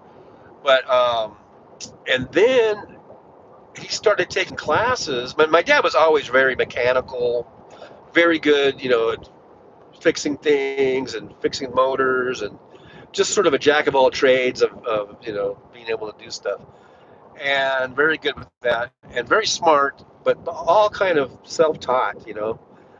And so, but then, you know, they had these job openings to be part of the maintenance crew, and to do that, they had to know a lot of all electrical stuff. And this is sort of pre, you know, computers and stuff, but they had to know. Eventually, he had to learn that stuff too. But I had to learn all the, you know, like electrical, how to make electrical repairs and stuff. So I remember my dad in, I guess it was the 70s, early 70s, started taking courses at Victor Valley College, and all these electrical type of classes and tech type of classes, or, you know, like trade classes or whatever. and that was he was able to do that, and I guess put that on his resume, and he applied to because it's sort of like an inner office thing where you have to apply. You know, it's like a bid because these are probably all union jobs. So I know, like when I was in the union, you know, you put in a bid. So you, but so then he was able to put in the bid, and you know, on the bids they have requirements. So now he was able to meet all the requirements, like the educational requirements, and he got into maintenance. And so then for a long time he was part of the maintenance crew, and they did a lot of emergency type work where like things were breaking down and they'd have to come out and fix all this stuff. And so he did that for a long time. And then I think it was maybe after I forget if I don't think it was before or after the changeover from Kaiser to Mitsubishi. I forget if he had already gone into management, but somewhere around there, he went from being, like a general laborer to being a maintenance guy, one of the maintenance crew guys, and then got into management. And so he's on the other side. I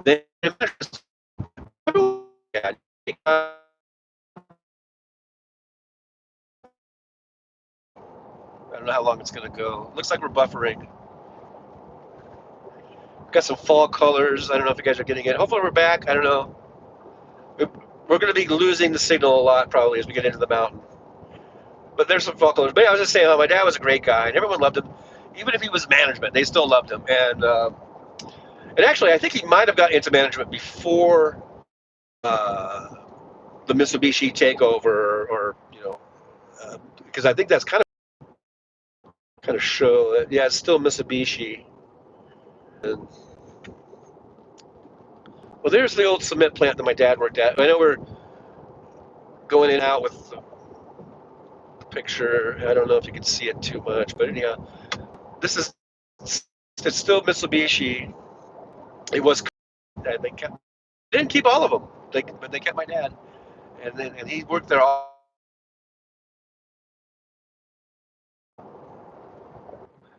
Are we back? Are we back? Again, I don't know what you guys were hearing or seeing. Here we are. We're up in Big Bear. It's like I was saying, it's really warm. There's no snow. And back when I was growing up in the 60s and 70s, this time of year, this place would have been covered in snow by now. But this looks like a spring day. Doesn't look like Thanksgiving, you know?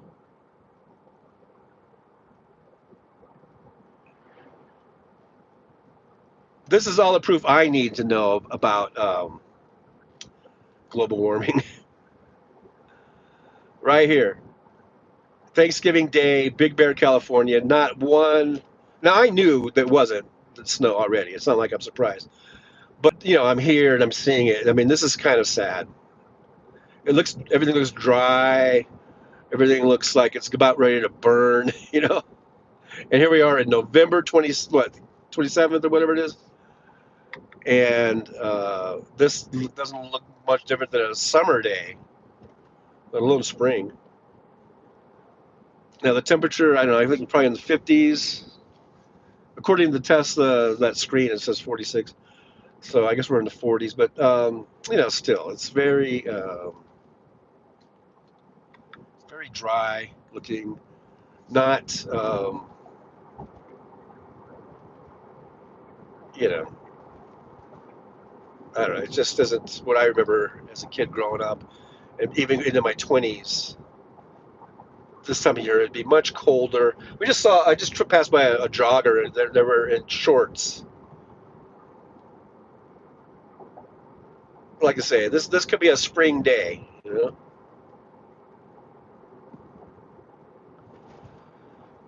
except for colder, a cold spring day, because in the spring it's usually warmer than the 40s, I guess. Maybe not though. I don't know. Uh, so yeah, we're on this coming up on the lake here.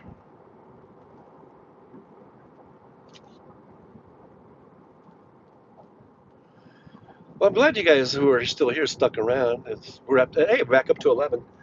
Make sure you like, subscribe, and share if you would. And everyone have a nice Thanksgiving. I know people who are out on the East Coast and then, or even in the Central Time Zone, you're probably already eating dinner and all that good stuff.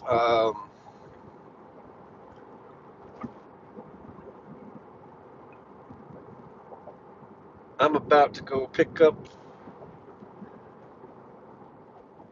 the ex and then meet my daughter over at her boyfriend's mom's house for Thanksgiving and a very dry, uh, warm Big Bear, California. And I think I just almost missed my street. Yeah, I got to turn left here. There's a sign that says "Stay off Lake Ice." I don't think there's going to be any ice anytime soon here to stay off of. I mean, it's pathetic. It's kind of pathetic. Look, there's the lake, part of the lake. Can't even see it. It's so dried up. Okay, I'm going to be turning on Big Bear Boulevard, which is still Highway 18. Big Bear City to the left.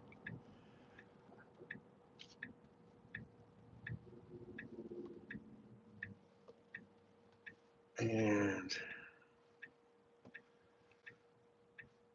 I guess that guy's stopping. Here we are, Big Bear Lake, California. Oh, fuck off. Go around, asshole. So here's Big Bear Snow Play over here.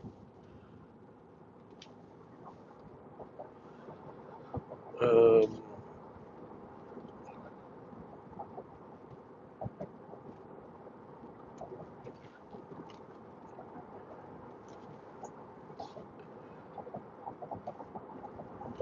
I guess I wasn't going fast enough. The speed limit's 40. You know, if you want to speed, you're more than welcome to speed. Go and speed all you fucking want. Just don't involve me. Don't make me be you know, share in your crime. You want to be a criminal? Go be a criminal. Don't make me be a criminal, and don't fucking it's me because I don't want to follow along with your fucking criming. As far as I'm concerned, speeding is a crime. I don't know. There's people. I guess are they fishing? There's people fishing over there.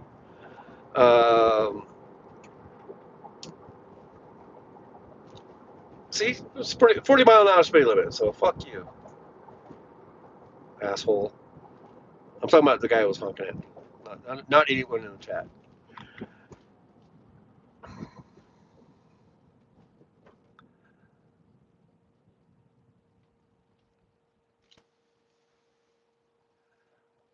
All right, we're almost there. I'm just a mile and a half from my destination. As soon as I get there, I'll shut this off in about a mile and a half.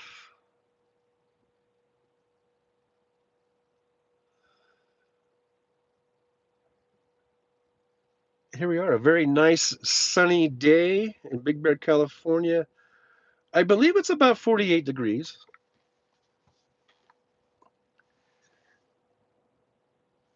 But like I said, this time of year, back when I was growing up, the place would be covered in snow by now. And the ski resorts would be booming with skiers. Like I said, they might have a few runs open because I'm sure they've been doing, I'm sure it's been getting cold enough at night. Yeah, I can see there's some snow on the runs, but it's just, you see more dirt up there. See up in the mountain? That's Snow Summit, I believe. I'm going to end the show. I'm getting a call in.